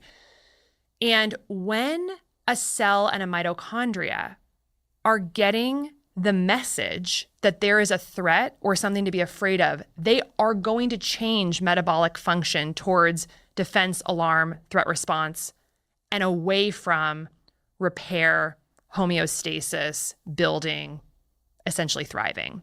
So and I think what's really maybe the most unnatural thing about our modern world, the food, of course, is unnatural. 70% is ultra processed, but we also have this device in our hands, literally with us all the time, streaming fear-inducing media into our brains and eyeballs every waking moment of the day if we let it. So we're glued to our screens and our devices. And right now, essentially, the traumas and fears of 8 billion people all over an entire globe are now ours to process. And our cells and our mitochondria, there is no escaping it. They are going to respond to that. And so I think a big part of the metabolic health conversation is, how do we create a sense of safety in our bodies, no matter what is happening outside of our bodies? And this can come down to every person's journey will be different for this, because the things that cause a sense of threat or fear for any two people are going to be different. And I think some of the main categories is one, unresolved childhood trauma, like something that I think is getting a lot more talked about these days, but like what's embedded in our nervous system, these limiting beliefs and memories that are really wired that create a sense of hypervigilance in us sort of all the time. What's coming in through our devices, our phones, our computers, the media that we're exposed to that's constantly giving a fear signal. And I think on a broader level, a big Western one that we don't talk about is literally like existential fear of mortality. We have a very despiritualized, very uniquely death-fearing culture. Like you look at other cultures, Eastern, Indigenous, the Stoics, they all had intense curiosity about death. We talk about the cycles of life. There's this real engagement with it that we are so afraid of in the Western system, to the extent that our entire healthcare system, actually, I think, we've built it around like, we're not going to help you thrive. We're just going to do whatever we can to make sure you don't die. Like it's built in everywhere. And so we've got the devices, we've got the childhood trauma, we've got the fear of mortality. We have a very poor system of mental health care in the culture. And I think that through all these things, Americans are getting crushed mindset and psychology wise. And that is a big, big trigger of our mitochondria, essentially diverting resources towards defense, threat, and alarm rather than homeostasis, building, repair. Mm-hmm. So again, it comes back to taking really honest stock of what are the true fear triggers in our lives across those and others, and creating a sense of safety in our minds and bodies, no matter what the external world looks like, which may mean putting boundaries up to the media, doing the therapy, doing the different modalities. What I believe, and I talk about in the book, getting back to the question about nature, is one of the best things that we can do is actually literally just go outside. And it sounds so simple, but one of the most astonishing stats I literally found in researching this entire book was that the average American is spending 93.7% of their time indoors. Wild. 93.7. That's in a car or in a building.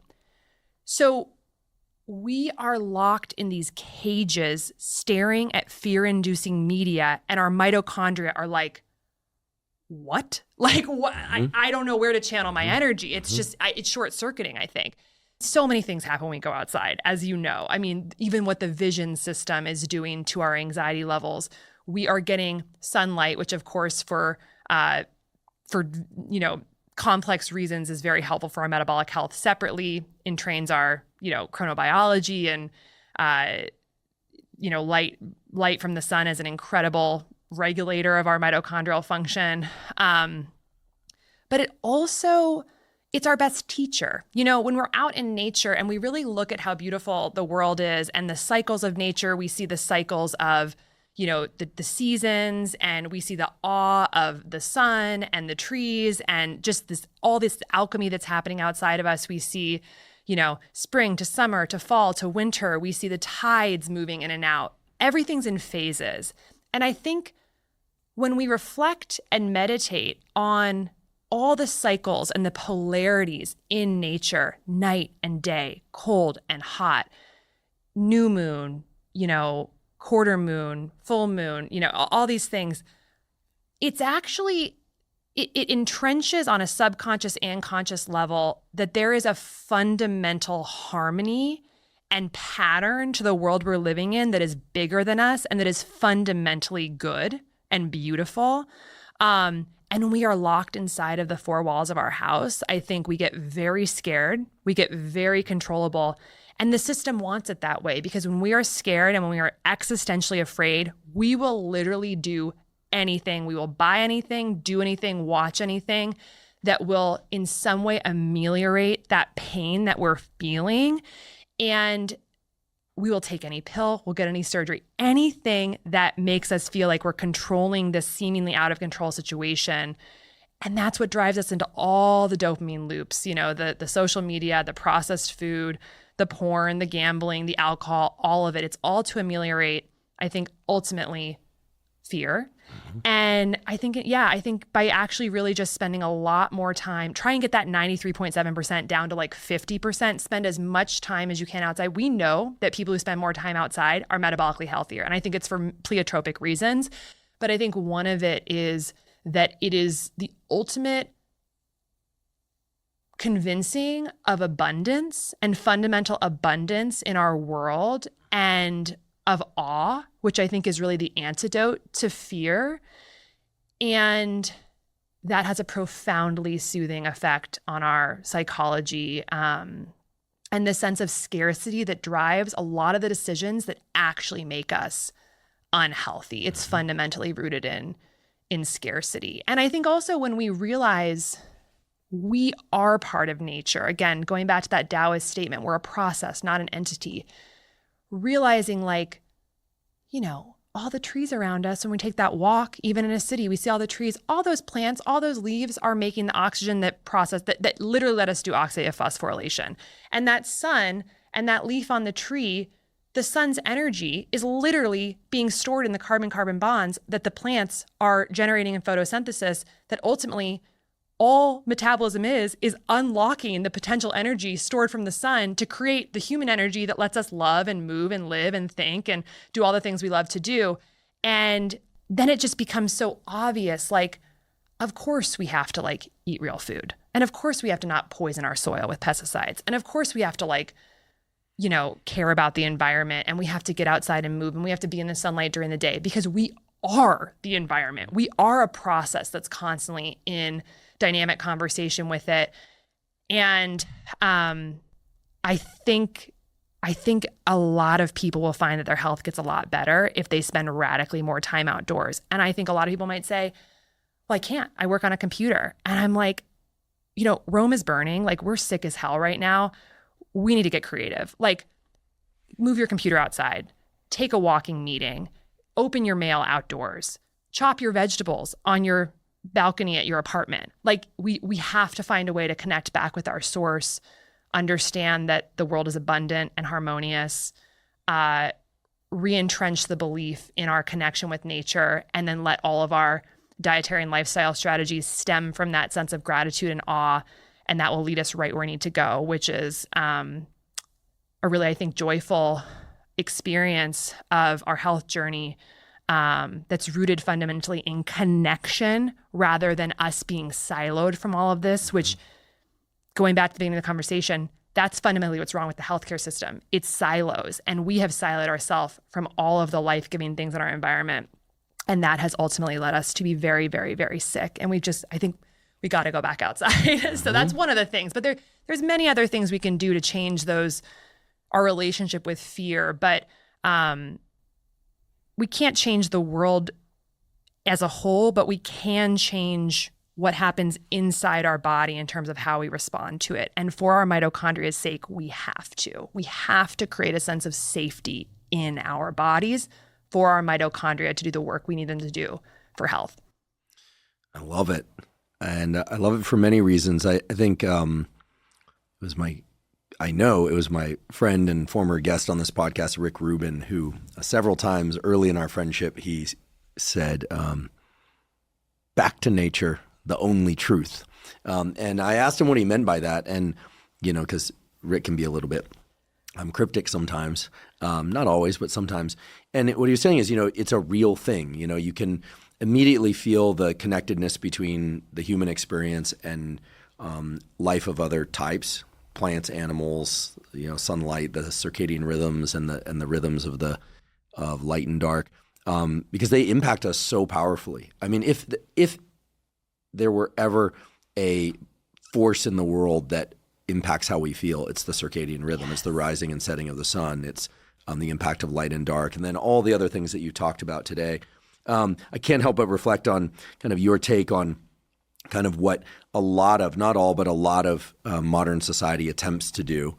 It attempts to do a lot of good things too, I believe. I'm a believer in technology, but that if I were to translate, it sounded like what you were saying is that it gives us a sense of loss of control by instilling fear, like we don't have control. And then there are a number of, let's just call them programs in the world that then sell back the illusion of some sense of agency little by little, right? A temporary agency, and then puts you back into the cycle. And there's something about going into nature which just removes one from all of that, at least temporarily, gives you a more basic understanding of the relationship to self and things around us. Even just being able to see it to a distance, we know is powerful for the brain, reducing anxiety. We know being outdoors for 2 hours or more per day reduces myopia, nearsightedness. This is independent of all the other effects of circadian rhythms, et cetera. Anyway, and on and on. So I second and third and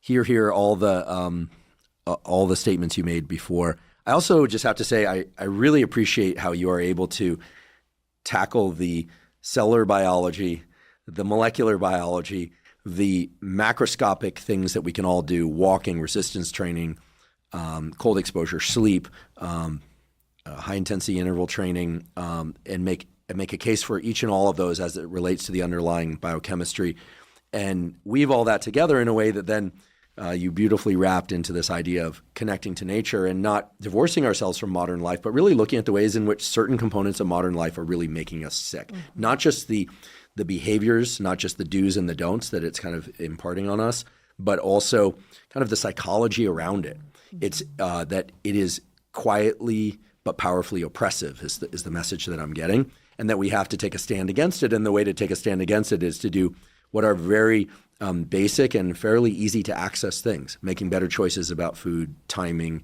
quality, amount, exercise, and on and on. So I'm running long in my response to your much more eloquent description of mindset. But what I want to say is, on behalf of myself and everyone listening, we appreciate the work that you're doing. To be a medical doctor specialized in one of these silos, and then to take a step out and say, nope, not me. I'm going to do what I see as best for the greater good in terms of giving people tools, giving people a sense of agency and autonomy to take control of their health. This is in some ways a heretical idea, but luckily the numbers of folks like you are growing, and you're a real leader in this field by example and by the incredible work you're doing with technology and information sharing. Love, love, love the book. I did go through it front to back. I haven't tried the recipes yet, but thank you for bringing the blueberries. I'll try the recipes, at least one of them.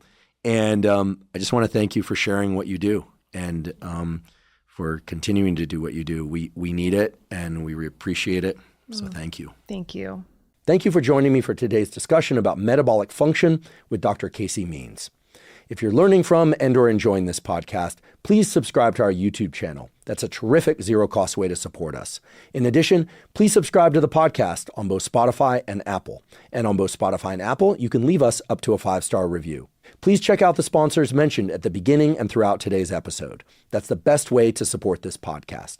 If you have questions for me or comments about the podcast, or topics or guests that you'd like me to consider for the Huberman Lab podcast, please put those in the comment section on YouTube. I do read all the comments. If you're not already following me on social media, I am Huberman Lab on all social media platforms. So that's Instagram, Facebook, X, Threads, and LinkedIn. And on all those platforms, I discuss science and science-related tools, some of which overlaps with the content of the Huberman Lab podcast, but much of which is distinct from the content on the Huberman Lab podcast. Again, that's Huberman Lab on all social media channels. If you haven't already subscribed to our Neural Network newsletter, our Neural Network newsletter is a zero-cost monthly newsletter that includes podcast summaries as well as protocols in the form of brief 1 to 3 page PDFs that cover everything from learning and neuroplasticity, or how to improve your sleep, optimizing dopamine, deliberate cold exposure, deliberate heat exposure. There's a foundational fitness protocol, all available, completely zero cost. You simply go to hubermanlab.com, go to the menu tab, scroll down to newsletter, and enter your email. And I should mention that we do not share your email with anybody. Thank you for joining me for today's discussion about metabolic health with Dr. Casey Means. And last, but certainly not least, thank you for your interest in science.